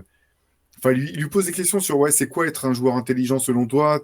Enfin, tout le monde parle de toi comme étant un des joueurs les plus intelligents. Et en fait, c'est assez dingue parce que Rondo commence en disant que lui, quand il était sur le terrain, il essayait pas de jouer mieux que les autres joueurs, il essayait de jouer mieux que les coachs adverses. Et qu'en gros, il disait que il raconte une série quand il était, enfin, tu sais, quand ils étaient dans la bulle Ouais. avec les Lakers, il regardait jouer. Les Celtics et le Heat en se disant bah, on ne sait pas qui on va jouer et que lui et LeBron étaient dans la pièce et il s'était dit bon bah de toute façon euh, moi je m'occupe de Brad Stevens et toi tu t'occupes de Spoelstra et qu'en gros euh, les deux étaient du genre à connaître tous les systèmes et tous les mêmes les signaux d'annonce en fait des systèmes des équipes adverses. Ouais. Et Rondo dit ouais, moi mon objectif c'était toujours d'avoir un temps d'avance sur le coach et dit mais moi en plus si j'ai un temps d'avance sur le coach adverse, j'ai un énorme avantage que je suis déjà sur le terrain donc alors que le coach est obligé de communiquer à ses joueurs, de leur dire faut que tu fasses ci, faut que tu fasses ça. Moi je suis déjà sur le terrain donc je peux déjà, tu sais, j'ai un impact plus direct sur le jeu. Bref, enfin, le passage est vraiment cool et je trouve que c'est. Ah, je l'ai pas encore écouté, mais s'il y a j'imagine qu'il lui parle d'autres anecdotes, peut-être, parce que il y a plein d'histoires sur Rondo qui connaît tous les systèmes de toutes les équipes. Enfin, il a appris les playbooks. Il annonce, je sais plus quel joueur disait, non mais le mec, on annonçait un système et il expliquait en live à toute l'équipe ce qu'il fallait faire, ce qui allait se produire, et c'est exactement, et on pouvait rien y faire. Un peu comme quand Jokic il prévenait du pistol là. Alors encore, il a vu, c'est quelque chose qu'il a vu là, mais Rondo, il connaissait tous les playbooks. C'est un cerveau malade, hein. Ben c'est marrant parce que tu sais, genre Reddick lui demande ouais, à part LeBron, est-ce qu'il y a d'autres joueurs qui étaient comme toi et comme LeBron à Hmm. connaître tous les trucs des. Et tu sais, Rondo, il fait juste ça comme ça. Il y en a zéro. Ah bah oui. Et encore, je Il y en me avait demande si. zéro. Je sais pas si LeBron, c'est exactement la même. Alors, je sais pas si LeBron, il va jusqu'à apprendre les playbooks et savoir exactement ce que. Par contre, LeBron, c'est la mémoire photographique, en fait. Il sait Mais exactement quelle action s'est déroulée il y a 15 ans. Enfin, il va se rappeler vraiment de tous les petits détails et du coup, après, il se sert de ça. Je sais pas s'il est aussi malade, ou si c'est aussi maladif que Rondo. si, il avait ce côté-là parce que je me rappelle d'une interview, je crois que c'était un mec des Raptors qui disait que genre LeBron était en défense, les Ouais. Raptors annoncent le système et LeBron dit à son joueur non mais là faut que tu coupes là. Genre, c'est lui qui expliquait à l'adversaire ce qu'il était censé faire dans son propre système, quoi. Donc je pense que si, ces mecs-là, c'est des. Ouais, c'est monstrueux, mais c'est marrant. Ouais, c'est marrant de voir ces mecs, tu sais. C'est vrai que c'est un petit peu des mecs à part, quoi. Mais c'est comme tu parlais de Ben Simmons, ça m'a fait penser à Rondo, parce que c'est aussi un mec qui voulait Qui pas shootait pas, shooter ouais. Hmm. et qui a quand même fait, tu vois, qui reste un joueur d'impact plus longtemps que ce qu'on aurait pu penser, parce que même il y a eu un moment quand le basket a vraiment commencé à changer, Hmm. qu'on s'est dit, bah non, tu peux plus avoir un mec qui refuse de tirer. Finalement, il a réussi à avoir un rôle important, même dans le titre des Lakers Ouais.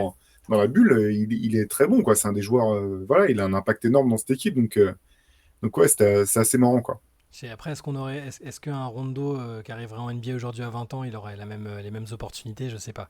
Mais Non, mais de toute c'est façon, bien s'il qu'on ait arrivait des aujourd'hui, joueurs. il aurait shooté, tu vois. C'est ça le Oui, truc aussi, c'est ouais. qu'il aurait mangé du shoot depuis qu'il a, Mais depuis qu'il a 12 piges, tu vois. C'est ça aussi, quoi. c'est un grand malade.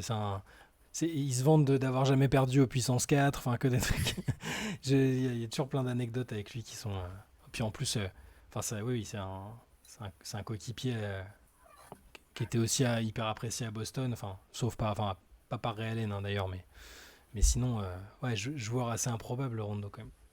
Ouais, non, c'est clair. Mais je me rappelle même qu'après le titre des Lakers, c'était dans une interview avec Jared Dudley qui racontait effectivement que c'était un truc de malade, en fait. Que, à Mm. quel point, enfin, tu sais, la connaissance et le QI basket de Rondo, que des fois, même tu sais, dans comment dire, les réunions d'équipe, là où tu vois, voilà, tu vas analyser la vidéo des équipes adverses, des fois, c'est lui-même qui dirigeait la séance, alors que d'habitude, c'est les assistants coachs ou les coachs, lui, tu vois, il prenait la parole et qui faisait, enfin, voilà, que c'était vraiment, il se mangeait de la vidéo et qu'il avait quand même un cerveau analytique pour toutes ces questions-là qui était un peu du jamais vu. En tout cas, c'est ce que Dudley disait à l'époque, Ouais. quoi. C'est presque étonnant qu'il ait pas des aspirations de coaching c'est peut-être le cas Bon, hein, je d'ailleurs, pense. mais je sais pas ce qu'il est devenu ces Moi, je dernières serais pas années. étonné hein, quand même. On le voyait, je crois qu'il coach, bon là pour l'instant, des équipes de AAU, c'est l'équipe de son fils ou un truc, je sais pas quoi, mais je serais pas étonné par contre qu'on le voit, qu'on le retrouve à un moment effectivement comme coach, comme tu vois, comme des Sam Cassell ou des mecs comme ça, Ouais. qui ont refait leur chemin en passant en étant assistant. Ah, parce que son dernier contrat c'était en 2022, donc c'est encore assez récent. Ouais, tu vois, c'est ça. Mais ouais, je le vois totalement. Après, il a le côté un peu fêlé qui fait que ça peut être assez marrant. Sur le relationnel, oui, je sais pas. Après, bon, c'est le métier de fêlé, hein. Mais tu vois, c'est pour ça que les mecs qui ont été très forts dans son registre, Rondo, il a été très fort quand même. C'était un des meilleurs passeurs de sa génération. C'était un super joueur. C'est comme Jason Kidd, comme des mecs, j'allais dire Steve Nash, mais c'est un peu. On n'a pas vraiment eu le temps de voir la patte Steve Nash, mais c'est des mecs qui ont été tellement forts dans leur registre de meneurs, d'organisateurs de jeu, que j'ai l'impression qu'ils ont du mal à accepter la médiocrité, ou enfin la médiocrité, j'exagère, mais peut-être des joueurs qui n'ont pas la même. Enfin, la même exigence ou la même perfection qu'eux dans ce qu'ils font. Tu vois.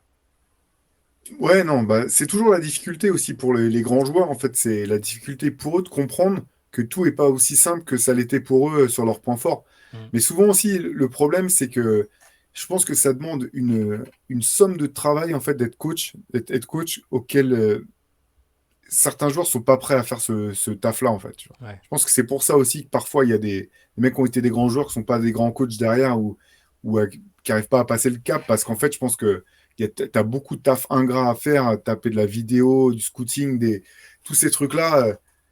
C'est pas axé sur toi, en fait. C'est pas axé sur tes performances, c'est axé sur les performances de tes joueurs, les performances de l'équipe adverse.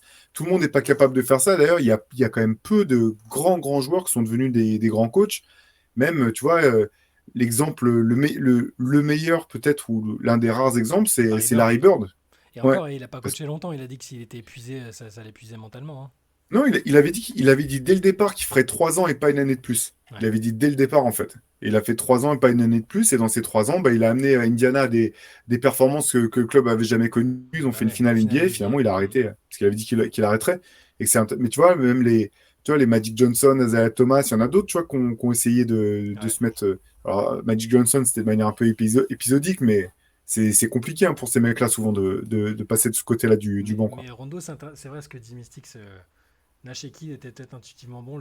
Si le gars est analytique à la base, c'est déjà pas la même chose. Mais ouais, Rondo, il a ce côté-là que. Après, je sais pas, peut-être que Kidd et Nash, c'était des gros fans d'analyse et qui décortiquaient tout. Mais c'est vrai que j'ai moins ce sentiment-là. Rondo, je serais pas étonné. Faut voir, faudra voir. Ouais, Nash, de toute façon, on peut pas savoir. Parce qu'honnêtement, si tu regardes l'année, enfin, son passage à Brooklyn, le mec, je crois qu'il y avait une stat assez folle, le nombre tu sais, de 5 de départ différents qu'il avait dû utiliser parce qu'en fait, il avait jamais les mecs. Tu peux pas, enfin, je pense que tu peux pas savoir, en fait, ce qu'il vaut comme coach, tout simplement, quoi. Bah, moi, alors, c'est un joueur que j'adorais. Hein. J'aime bien le mec aussi. Je le trouve sympathique, cool. Mais donc, il a eu des cartes perdantes d'entrée parce que c'était incoachable. Enfin, c'était des joueurs qui voulaient pas être coachés. Hein. Clairement, on entendait Kyrie. KD, on l'entendait moins à ce sujet, mais c'est un peu plus planqué. Mais je pense qu'il aime pas trop être coaché. Mais il y a eu des phases où il y avait aucun des deux ou des trois joueurs en même temps. Et c'est dans ces conditions-là que j'aurais aimé voir quelque chose. Il y a eu des séquences d'une dizaine de matchs, tu vois. Hmm. Et je sais, je m'étais dit à l'époque, oh, on a vu ça avec certains coachs qui arrivaient à imposer leurs pattes, à ce qu'on voit la manière dont ils avaient envie que ça joue au basket. Et je l'ai pas vu avec Nash, en fait. Alors c'était peut-être lié au... Il était peut-être déjà saoulé, blasé, c'était peut-être déjà trop compliqué, mais j'ai pas vu ça. Donc, et je sais pas s'il aura d'autres opportunités parce que Jason Kidd, tu vois, sa première expérience à Brooklyn, qui était pareil, c'était un piège, quoi. T'arrives, t'as des superstars dans tous les sens, tu viens Ah, toi-même de surtout qu'il n'y prendre avait ta pas de retraite. transition. Pas Lui, de il est passé transition, du voilà. terrain au banc, quoi, direct. Exactement. Ouais. Nash, alors il n'avait pas de poste à proprement parler, même s'il était un peu conseillé chez les Warriors, mais Kidd, même la première année, là pour le coup, pour l'avoir vu de près, les matchs où il manquait Pierce, où bon, Garnett a manqué la moitié de la saison, Deron Williams a manqué des matchs, Joe Johnson aussi, enfin, il a dû parfois bricoler un peu. C'est la saison où il avait Sean Livingston qui revenait, il y avait des joueurs comme ça. La façon dont il les utilisait et le basket qui était pratiqué, je me disais, il y a quand même quelque chose, tu vois. Après, lui, c'est plus c'était sur le plan relationnel où c'est plus compliqué et frontal avec les joueurs, il n'est pas très diplomate, mais pour Nash, j'ai pas vu ça. Après, je suis pas coach, donc je n'étais pas à l'intérieur du vestiaire. J'ai juste je suis moins optimiste pour la suite pour lui en NBA en fait. Ouais, je sais pas du tout. Après, je sais pas du tout quel était son type de leadership et je sais pas non plus dans quelle mesure, tu vois, la manière dont il était un leader en tant que joueur, qui était salué par vraiment tous ses coéquipiers, quoi. Tous ses coéquipiers ont dit que c'était un mec super, un leader incroyable, hyper altruiste, Mm. etc., hyper positif tout le temps. Je sais pas en fait si ça te permet, t'es à ce niveau-là. J'ai l'impression que finalement, à ce niveau-là, il y a un moment, il faut que tu sois un peu, soit plus dur, soit plus calculateur. Je sais pas s'il avait ça en fait, tu vois, dans le Ouais. relationnel, je sais pas du tout. Moi Après, sur l'intelligence de jeu, la vision, je pense que c'est un mec quand même qui est trop intelligent pour pas, tu vois, pour pas être compétent. Mais surtout, comme je te disais, j'ai l'impression qu'on sait pas du tout, c'est pas du tout ce qu'il pourrait donner. Je voyais dans les questions là, on demandait s'il y avait des mecs Hall of Famer qui avaient été des joueurs Hall of Famer qui avaient été champion NBA. Effectivement, Lenny Wilkens, c'est le premier auquel je pensais. Là, je vois ouais. Maël Alice qui le mentionne, Bill Russell aussi, mais même s'il a T'es coach il a joueur, ouais. été champion en tant que coach quand il était encore joueur. Après, quand il est parti à Seattle, c'était un peu plus Ça s'est compliqué. moins bien passé, ouais. Je sais pas trop de tête, effectivement, s'il y en a d'autres Ah qui donc ont, tu Hall vois, of qui étaient dans Famer, les top 50. ouais, Hall En of fait, non, Famer. quelqu'un demandait tu vois, dans les top 50 joueurs ou top Hmm. 75 maintenant, s'il y en a qui ont qui ont aussi été champions NBA en tant qu'entraîneur. Je sais pas, tu vois, des mecs comme parmi les Celtics, dans les all-time, tu vois, je sais plus Heinsohn, s'ils étaient dans les 50, tu vois, ouais, je crois pas. Genre les Tommy Heinsohn, Casey il a Jones. gagné des trucs aussi, ouais. Qui ça, tu dis, pardon? Non, j'allais dire Tommy Heinsohn, il a été coach aussi, non? Je sais Oui, plus. Mais oui, oui. Si, si, de il a toute été façon, coach. Oui, si, Dave Cowens aussi, je ouais. crois. Attends, Dave Cowens, il a coaché les Celtics. Putain, je me mélange. Je Je pense que regarde dans en les même temps. Celtics, il y a dû y en avoir. Il y a dû y en avoir. Bill Dave Walton Cowens. a pas été coach champion de mémoire. Jerry West oui, a coaché, mais a pas été champion en tant que coach. C'était pas son truc, hein. De toute façon, il voulait pas le faire. Tout le reste, par C'était contre, tout le reste, il pouvait. Il n'y a pas de souci. tout le reste, il pouvait. Ouais, c'est clair. Ouais, c'est clair. C'est clair. Coaching, je vois rien pour Dave Cowens non plus. Non, bah je me Enfin mélange bref, de toute alors. façon, tout ça, enfin, dans tous les Ah cas, non, voilà, il a coaché les Hornets, donc rien à voir. Donc effectivement, donc il n'a pas été champion. Je savais qu'il avait coaché, du coup je m'étais dit certainement les Celtics, mais c'était pas le cas.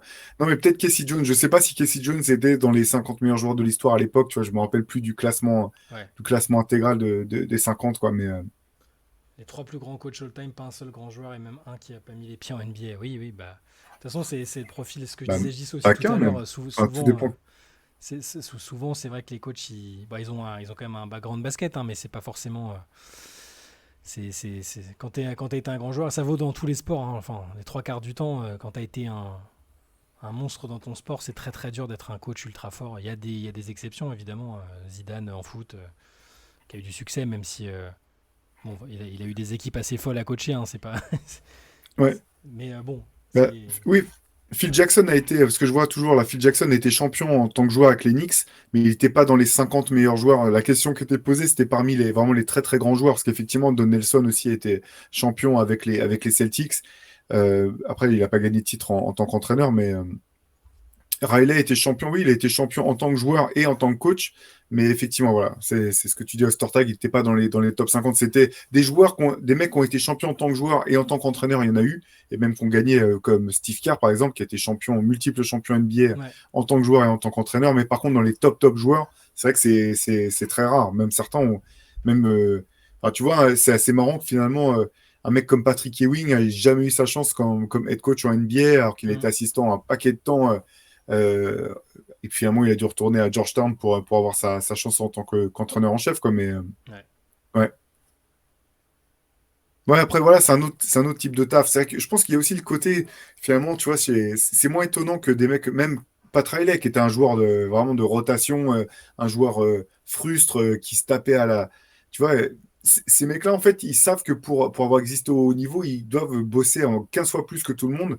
Et je pense que c'est quelque chose qui leur reste après quand ils ont fini leur carrière. Et il y a cette éthique de travail. C'est pas pour dire que les grands joueurs travaillent pas, mais je suis pas sûr que ce soit la même somme de boulot. En fait, quand tu es talentueux, il y a quand même des choses qui deviennent plus naturellement, plus facilement. Et le taf de coach, c'est un taf, enfin, c'est 24 heures sur 24 à ce niveau-là. Ah bah ouais. C'est vraiment un taf, enfin, un boulot ingrat. Tu comptes pas tes heures, quoi. Je sais pas si, tu vois, sorti des mecs comme Larry Bird, par exemple, Ouais. qui avait cette particularité finalement d'être l'un des mecs les plus talentueux de tous les temps et puis de bosser comme si c'était un col bleu, mec qui devait gagner sa place tout le temps. Tout le monde n'a pas cette éthique de travail, je pense, quoi. Non, c'est clair. Il y a le truc aussi, je pense, c'est marrant parce que on se faisait la blague avec Julien Deschutner, souvent, notamment en Europe, quand tu avais des coachs qui avaient été des grands shooters, qui avaient été des très grands shooters qui devenaient coach, ça devenait tout de suite des coachs défensifs parce qu'ils arrivaient dans une équipe, ils disaient non, de toute façon, il n'y a pas un shooter dans cette équipe, on va être obligé de défendre dur parce que tu sais, ils avaient l'impression qu'il n'y avait personne qui était de leur niveau. Des fois, j'ai l'impression qu'il y a ce biais-là un petit peu aussi, quoi. Ouais. Comment ça se fait par contre que Coach K n'ait jamais coaché en NBA? Bah, il a eu des opportunités, il a refusé quasiment à chaque fois. Il y a une fois, je crois, il voulait, j'avais lu une interview où il disait qu'il avait postulé pour les Celtics, je crois, en 90, il me semble. Les Lakers lui avaient proposé le job en 2005. Bah, alors Il lui a fait un pont d'or. ouais, pourquoi il a refusé? Bah, parce que être coach de Team USA, de Duke, c'est voilà, t'es le king là-bas. Le basket universitaire c'est tellement important quoi que c'est un autre métier aussi, coach universitaire. Donc et il a toujours quand même gagné très très bien sa vie en Ah tant que bah coach à oui, et Duke. puis la salle portait son nom, il avait un contrat à vie en fait, parce qu'il lui avait fait un contrat jusqu'il y avait un âge, je crois que c'est dans la charte tu sais, de l'université de Duke, tu peux pas être entraîneur au-delà de Mm. tel âge, et tu sais, ils lui ont fait un contrat qui allait jusqu'à l'âge en question. Ouais, Pardon. Et la grosse différence, c'est qu'en universitaire, c'est toi le patron, c'est toi la star en fait. Alors qu'en NBA, bah, c'est les joueurs. En universitaire, ça arrive jamais qu'un joueur star fasse virer son coach, quoi. En NBA, ça arrive 3 fois par saison. Donc, ouais, à ce stade de sa carrière, je pense que ça avait plus vraiment de sens pour lui de faire la transition. D'autant que les meilleurs joueurs, ils pouvaient les coacher avec Team USA et jouer les Jeux Olympiques. Donc, il a pu finir sans même, à terme, en ayant même ce truc de dire bah, moi, j'ai pas juste coaché une équipe NBA, j'ai coaché les meilleurs des meilleurs qui étaient à disposition de l'équipe. Donc, ouais. Et parmi les, je me posais la question là, je réfléchissais à ça en même temps. Parmi les joueurs actuels, les gros joueurs actuels, est-ce qu'il y en a que tu vois être capable d'être coach, enfin capable, avoir envie ou être capable, tu sais, je parle évidemment des LeBron, Curry, Kevin Durant. Est-ce qu'il y en a dont tu te dis, il y a une petite fibre quand même, tu vois? non, c'est intéressant. Attends, c'est fou que tu me poses cette question parce qu'il y a un gars où je me disais, mais c'est sûr que lui va être entraîneur. Et bien sûr, maintenant tu me poses la question, je me rappelle plus du tout de qui il s'agit. Je vais continuer d'y réfléchir parce que il y a un gars, je m'étais dit, lui, il a vraiment trop le profil pour passer, pour devenir coach par la suite. Putain, Chris c'est Paul? fou que ça me revienne pas du tout. Hein? Chris Tu Paul? disais? Bah, Chris Paul, oui. Non, bah, t'as raison de le mentionner. Oui, moi, je pense que je serais étonné même qu'il cherche pas à devenir coach par la suite. Ouais, je voyais là, Effectivement, clairement. ça faisait partie Mais des noms qui. Je vois Kevin Garnett, j'y crois pas une seule seconde. Après, c'est peut-être ma propre, j'allais dire animosité, c'est un peu fort. Je suis pas un grand fan de Kevin Garnett, euh, mais je le vois pas coacher. Chris Non, Paul, pourquoi pas? ce qu'il a l'air d'apprécier, Garnett, par contre, c'est de faire tu sais, un petit peu, d'aller au contact des Ouais, joueurs et de ouais, faire des c'est vrai. sessions avec eux, de faire un petit peu comme ce que faisait Olajuwon Hmm, sur le tard, tu vois. ouais, Notamment, j'avais vu, tu sais, l'effet d'interview avec Chet Holmgren après ses perfs en Summer League et c'était assez sympa, quoi. Et Garnett disait, ouais, ouais, je te laisse mon numéro. Franchement, si tu veux qu'on travaille ensemble, il n'y a pas de problème. J'ai l'impression c'est plus cet Ça, aspect-là c'est des choses sympa. qui m'intéresserait. Ouais. C'est intéressant parce qu'il fait partie des anciens joueurs qui sont pas tout le temps à dire moi à mon époque, à mon époque. Alors Mm. il est un peu comme ça parfois, mais il est vraiment bienveillant avec la génération actuelle, je trouve. Il est pas dans la guéguerre entre les anciens et les nouveaux. Ouais. Draymond Green, non, j'y crois pas. Non pas qu'il est pas lui aussi, il a un cerveau basket qui est invraisemblable, mais TJ McConnell, pourquoi pas? Nili Simon, bah ouais, écoute. Alors La gueule de l'emploi. je disais les grands joueurs, mais TJ McConnell est un bon joueur de basket, hein, mais Et ça me tue de pas retrouver le gars auquel j'ai pensé cette année là. Spencer Dinwiddie, Malcolm Brogdon. Brogdon, pourquoi pas? Il y a du cerveau aussi. Salut les gars, je suis triste pour vous, courage. Ah, pour l'équipe de France? Ça y est, t'inquiète, là c'est bon, c'est digéré. Et j'ai quand même Ah bah décalé oui, mes vacances à la base en me disant, ok, je rate le début, mais je vais revenir pour le moment où ça compte, où il y aura des matchs chauds et tout. Là, en ça, je suis triste, ouais. J'aurais dû rester en vacances. c'est clair. C'est clair, c'était pas le bon. Kirk Heinrich, je sais, ça me fait plaisir. Que Kirk Heinrich C'est ton soit gars, Kirk mentionné dans ce live, Heinrich. ça me fait plaisir. J'ai kiffé ce joueur-là. Si vous voulez voir le visage de Théo s'illuminer, vous tentez des Kirk Heinrich, des McDon Levy. Mais oui, c'est ça la NBA qui fait rêver les gens, qui leur donne envie de prendre un ballon pour la première fois. C'est ce type de joueur-là. Je vois Curry. Putain, j'arrive pas à retrouver, ça me tue. Walid Charvet. Pardon, ça me fait rire parce que je repense à son... Il avait mis un taquet qui sortait de nulle part Ah à oui, Haliburton en cours de ouais. saison, là.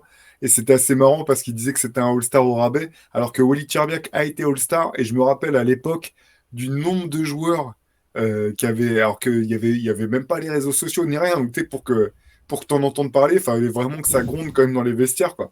Et le nombre de joueurs qui s'étaient offusqués en genre, mais non, mais Wally Cherbiak, mais n'importe quoi, qu'est-ce que c'est que ce faux All-Star et tout? Bref, ça me fait rire, quoi. Tony Parker sélectionneur, vous en pensez quoi? Alors non. Enfin non. J'en pense quoi? J'en pense que ce ne serait pas une bonne idée. Je pense qu'il a plein de talents dans sa nouvelle carrière Je pense d'entrepreneur, ça. de chef Ouais. de. Il y a plein de choses qu'il va faire bien, hein, sans aucun doute. Je le vois pas du tout, même intéressé par le coaching. Bah, d'ailleurs, c'est plutôt la famille qui coach. C'est les autres membres de la famille qui coachent chez lui. Ça lâche tous les blasts des joueurs C'est ce que blancs. j'allais dire. C'est exactement ce C'est que j'allais moche. dire. C'est vrai, les gars, honte sur vous. On a commencé par dire Rondo quand même. Et Chris Paul. Mais ça me tue de pas retrouver, en fait. Ça me tue. Steve Novak et Jason Capono. Très bon. Un proprio pour LeBron. Il me demande, LeBron, il va racheter une franchise à Vegas. Il va jouer, il sera propriétaire, GM, joueur et coéquipier de son fils. Voilà. Je fais des prévisions à l'Antoine Pimel. Normalement, c'est Antoine Pimel qui dit en 2026, 14 juin, 14h12, LeBron sera. Ah non, mais là, moi, je pense qu'il sera proprio, ouais. ouais, carrément. Sénateur, je ne pense pas. Je suis pas sûr qu'il s'implique à ce point politiquement. John Crotty. Pardon. Il y a un John Crotty qui a fusé. Vas-y, Il ressort note-le souvent. 0h20, le 30 août. Non, Un John mais Crotty a fusé dans le live. c'est pas la première fois que John Crotty sort dans la late session, sache-le. Ah bon? Les Lakers sont des aficionados de John Crotty. Il y a des fétichistes de John Crotty ici. C'est ça. C'est chaud. Alors, c'est Mais vrai, Radmanovic, non. il y a tous les Franchement, je blancs, pense tous que les joueurs blancs d'NBA c'est un qui joueur sortent. qui avait du talent, mais le QI basket, je sais pas si c'était sa première qualité. Même gueule, Théo.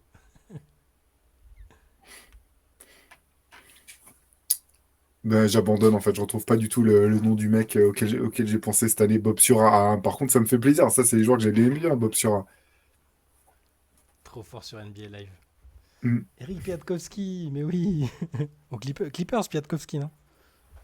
Entre autres, ouais. Ouais, Ouais. mais c'est là il avait signé son. Je crois qu'il y a un moment où c'était genre le joueur des Clippers qui avait signé le plus gros contrat, tu sais, quand c'était encore Donald Sterling, là, genre sur fin des années 90, début des années 2000. C'est le seul mec à qui il avait voulu donner un billet. Alors que pour tous les autres, il avait fait le pingre. Mais non, je vois Simon veut Chris trouver le bon Middleton. joueur. Joue au Holiday peut-être. Je sais pas s'il aura envie de rester encore. Je sais pas comment il voit la suite de sa carrière, mais c'est le genre de mec je pourrais bien voir coach, ouais. Mais alors là, le joueur auquel tu pensais, c'était un joueur actuel qui était donc en activité. Ouais, c'est un joueur actuel. Je me suis dit, mais lui, c'est sûr, en fait, qu'il va. Alors Enfin, tu sais, il a trop ça le. doit être un mec qu'on entend dans les podcasts alors. Bah, peut-être Reddick, non? Non, il est plus actuel. Non, non, c'était un mec qui jouait encore, tu vois, vraiment un mec sur le terrain où tu. Mais bon, ça m'échappe complètement. Si je retrouve, je t'enverrai je t'appellerai à 4h30 du matin pour dire que j'ai retrouvé le nom, hein. Pas de problème, on fera une late session, une emergency late session, juste pour ça. Alors, non, Ça m'est- Rondo, on l'a déjà dit, Shulken, on a dit on est parti de là en fait. On C'est disait parti de ça, justement, ouais. on disait c'était un cérébral. Toujours des meneurs, vous pensez pas à d'autres postes? Ouais, c'est vrai que c'est pas fréquent, hein. Enfin, c'est plus fréquent de voir des anciens meneurs ou arrières. Bah, les pivots, il y a des anciens pivots qui coachent. Il n'y en a pas beaucoup, en fait. Et je pense qu'il y a un petit peu un stigmate, quand même, autour des intérieurs, qui font qu'ils ont moins leur chance que des meneurs, je pense. Et ouais, je pense qu'il y a quand même un truc là-dessus, quoi.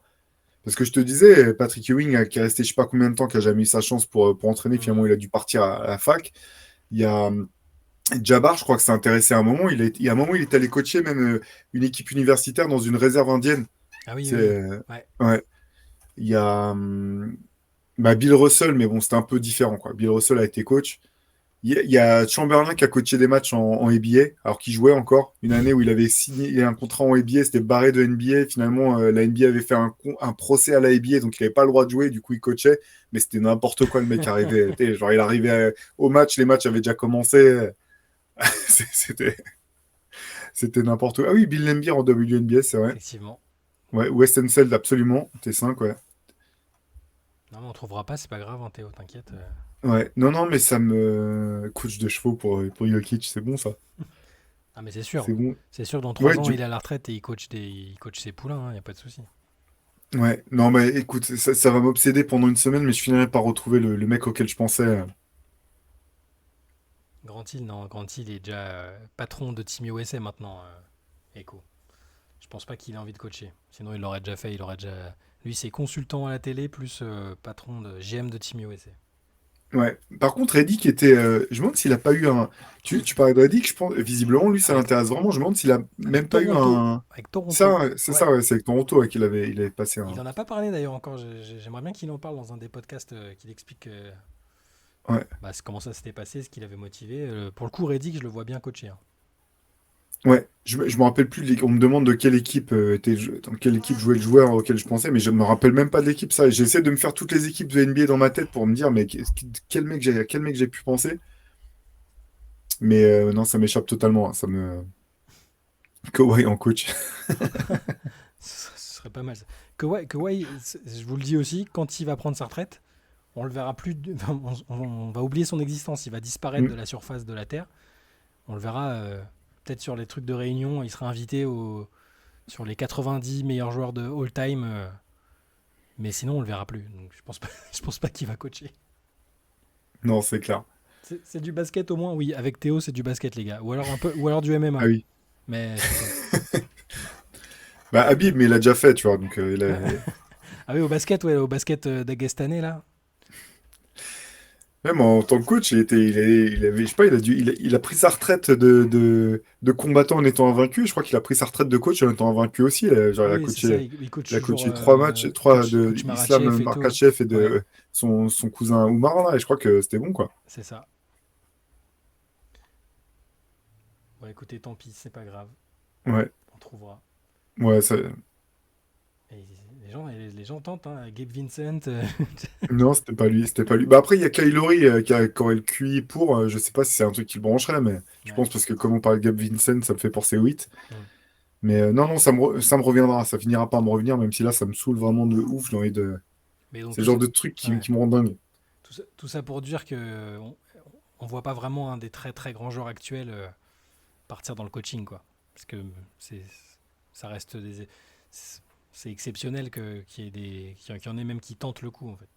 Ouais, parce que d'autant plus que par le passé, enfin, il y a longtemps, les mecs aussi restaient en coaching bah, parce qu'ils aimaient ça, mais aussi parce que voilà, il fallait continuer à gagner leur vie. Ouais. Là, les grands joueurs, enfin, ça fait un moment que c'est le cas, mais de plus en plus, n'ont plus trop de questions à se poser de savoir si faudra qu'ils aillent chercher un chèque quelque part, quoi. C'est ça. LeBron sera proprio. Je pense que Steph Curry sera proprio en WNBA pronostic personnel. Cherokee Parks. Eh, les gars, vous êtes chaud. C'est trop fort. Eduardo Narea. Par contre, je respecte la culture T'as vu basket la et culture les un noms peu qui des gars? sortent Non, parce mais que c'est c'est beau, quoi. magnifique. Putain, Narea, fallait aller le chercher celui-là. Ben, j'ai vu passer un pas de Garrity tout à l'heure, mais ça, c'est pour Shai, ça. C'est clair. Rafa Alston, coach de Handel, mais oui. Ah, je sais pas si les mecs ils arriveraient à faire ce qu'ils leur demanderaient de faire. Bedo Udrih. Oui. La Slovénie a longtemps eu une belle équipe en Europe hein, avant l'arrivée de Luka. Franchement, c'était quand même une super équipe hyper talentueuse, mais qui n'arrivait jamais, quasiment jamais à passer le cap des quarts ou des demi-finales. Mais Ouais. il y en a eu des beaux joueurs slovènes. Hein. Ah, DJ Mbenga, ça part trop loin, les gars, là. De toute façon, il est quasiment minuit 30. On avait dit qu'on essaierait de faire une petite heure et demie. Ouais. Vous inquiétez pas, on fera un message de service dès que Théo aura retrouvé le joueur actuel qu'il envisage comme futur coach. D'ailleurs, Shai, Ouais, ouais. le tour de C'est magie bien, de pardon. Marine. Le tour de magie, bah ouais, Ah, c'est c'est une le belle move. action. Ouais. Ouais. Et un très beau Ouais. move comme elle en fait à chaque fois qu'elle joue, quasiment. Hein. Après, je veux pas du tout être négatif, hein, parce que je la trouve fantastique et tout ça. Mais ils adorent, les Américains, ils l'aiment de manière presque démesurée, en fait. Nous, on l'aime peut-être pas assez. Enfin, en tout cas, peut-être la Fédé Elle a française fait des. Oui, clairement, ne l'aime pas effectivement. assez, ne respecte pas assez son talent, probablement. Et les Américains, ils l'aiment presque un peu trop, tu vois. C'est-à-dire que le moindre move, même si elle a fini à 3 points dans le match et 8 minutes de jeu, alors après c'est justifié, c'est des gestes qu'on voit pas, c'est des moves qu'on voit pas en WNBA, telle virtuosité, des shoots de loin, des crosses comme elle fait. Mais non, ouais, voilà, tout ça pour dire que elle est toujours ultra divertissante, mais elle joue à New York, c'est ça qui est compliqué. Moi j'ai envie de la voir jouer ailleurs, en fait, c'est bête, hein, mais là, elle joue 10-15 minutes par match au milieu d'une constellation de stars, c'est compliqué. Oui, scandale, l'histoire avec Marine, évidemment. Marine joue 5 minutes et ça highlight ton direct. Bah, c'est un peu ce que je voulais dire. Et vous voyez les commentaires même des journalistes américains, ils te disent j'ai jamais vu une joueuse comme ça. C'est la joueuse la plus divertissante de l'histoire du basket. Voilà, c'est pas totalement faux. Hein. Elle a fait des choses que personne fait, mais faut pas non plus. Je veux dire, c'est pas une All-Star. C'est pas malheureusement. Malheureusement, elle doit être ravie et je suis très heureux pour elle qu'elle joue à New York. Si on me demande de choisir dans quelle équipe je peux jouer, je vais jouer à New York pour la ville, évidemment. Mais j'aimerais la voir dans un autre contexte, peut-être. Et notre expert Adja et sa perf WNBA, monumentale. Mais Shai, il était en vacances. c'était Nous, en on en a vacances. parlé dans le CQFR avec Benjamin de la perf de Adja. Absolument. Absolument. Bah ouais, elle fait une énorme saison. Hein. Je pense qu'elle méritera plus son titre de MVP que la saison dernière, personnellement. Voilà, si vous voulez tout savoir. Mais pour revenir dessus, oui, c'est une énorme perte. De toute façon, c'est une joueuse énorme. Il n'y a pas. Y a pas à dire, c'est un peu la figure de la ligue maintenant. C'est pareil, elle a été, à mon goût, hein, encore c'est très personnel, vous allez croire que j'aime personne, mais elle a été un peu trop médiatisée à mon goût, ou trop mise en avant, même si c'est une des meilleures joueuses de la ligue, et un tout petit peu surcotée à un moment, notamment parce qu'elle là, elle va peut-être avoir son 3e titre de MVP cette année, ça fait beaucoup, je trouve, mais là, elle est en train de faire une saison de dingo, elle est très très bien entourée, donc ça aide. C'est une joueuse formidable, mais ouais, ça aurait été marrant qu'elle batte leur corps par contre. Là, c'est dommage qu'elle soit arrêtée à 53. J'ai pas vu le match en direct, mais Ouais, sur la palette, quand même, moi, j'aime beaucoup. Hein. ah, je Je sais, suis mais pas, je suis pas le plus grand. tu me disais déjà Ouais, que t'aimais bien il y a quelques années. Hein, t'avais déjà vu des trucs d'elle à l'époque. C'est une super joueuse. Je veux dire, ouais, je dis pas et c'est pas que j'aime pas hein, d'ailleurs. bien sûr. Ouais. C'est c'est c'est pas celle qui m'impressionne le plus en fait. Et c'est pareil. Moi, j'aime toujours bien voir les joueuses dans différents contextes. Tu vois. Là, elle est ultra forte avec une équipe autour d'elle qui est ultra forte de manière quasi inédite en WNBA. J'aimerais bien la voir dans d'autres contextes aussi. On l'a jamais vu en Europe, par exemple. Bah, avec Team USA, elle est forte aussi, hein, mais c'est pareil. Voilà les joueuses avec lesquelles elle joue. Euh, voilà. Mais super performance. Et puis je veux dire, elle est hyper. C'est une fille intéressante qui est hyper à l'aise devant les médias, qui a souvent le sourire. C'est génial d'avoir des ambassadrices comme ça. Ouais, Gis précise 3 first pick dans l'équipe, plus 3 championnes de WNBA. Enfin, c'est une dinguerie leur équipe. Hein. New York, c'est un peu fabriqué de toutes pièces en 3 coups de cuir à peau, mais Las Vegas, ils ont récupéré des tours de draft à l'appel. Voilà, c'est ça, une promo magnifique pour la WNBA. Ouais. Bah oui, et suivez la WNBA les gars, hein, je vous le dis pas, je vous le dis à chaque fois, mais là on arrive sur la fin de la saison régulière, le niveau de jeu il est phénoménal, les playoffs vont arriver, ça va être hyper divertissant, je peux que vous enjoindre à regarder avec attention la meilleure ligue du monde en basket féminin, voilà. Et moi j'ai même envie de dire au-dessus, hein, mais c'est voilà, je suis partial. Mais ouais, meilleure ligue du monde, parce que je me rends pas compte, je suis pas un spécialiste, hein, vraiment, mais c'est d'un plus haut niveau que l'Euroleague Ah féminine. ouais, ouais, c'est incomparable parce que là déjà t'as que 12 équipes, donc tu vois la densité dont tu parlais tout à l'heure pour les compétitions, Ouais. là il y a pas, enfin toutes les équipes, t'as vraiment toutes les meilleures joueuses en fait. Il y a des joueuses européennes qui y sont pas ou asiatiques qui y sont pas, mais sinon globalement elles y sont toutes et le niveau de jeu il est insensé, t'as pas le droit à l'erreur. C'est C'était pour aider Shai à faire sa promo. Voilà, j'y se résume bien. T'as les Ah, 150 meilleures parfait. joueuses du monde. Voilà, Ouais. tu vois, Non, c'est. mais ok. Et bon, là, cette année, c'est particulier parce que la classe de draft est ultra violente, la prochaine et les deux suivantes. Donc il y a un peu de tanking, mais c'est quand même assez rare que ça tanque fort comme en NBA. Il y a tellement Hmm. peu de matchs, en fait. Là, on est sur 40 matchs, je crois, cette année. Ils ont augmenté un peu. Tous les matchs sont importants, tous les matchs sont disputés. C'est très rare que les équipes mettent les joueuses au repos. Donc tu n'as que des matchs à haute intensité. Euh, donc là, voilà, comme je disais, cette année, c'est un peu particulier parce que tu as les Paige Bakers, Caitlin Clark et tout qui normalement vont se présenter la saison prochaine, donc ça va partir un peu dans tous les sens. Mais sinon, non, voilà, je vous enjoins à regarder cette ligue.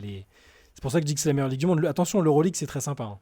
C'est très sympa. C'était moins sympa quand il y avait les clubs russes, enfin Ekaterinbourg qui se faisait une équipe de WNBA, une équipe de Ouais, superstars. ouais, parce qu'à un moment, c'était ça. T'avais Ah Ekaterinbourg, t'avais ouais, quelques équipes turques là, qui avaient quand même des effectifs de malade voilà. mental, quoi. Bon, le Fenerbahçe a remplacé Ekaterinbourg un peu, hein. C'est un Hmm. peu. Mais même, non, tu as des équipes espagnoles, italiennes, françaises même, hein, qui sont plutôt. C'est quand même un très très haut niveau. Mais il y a moins de la densité et moins. C'est moins fort quand même. Ok.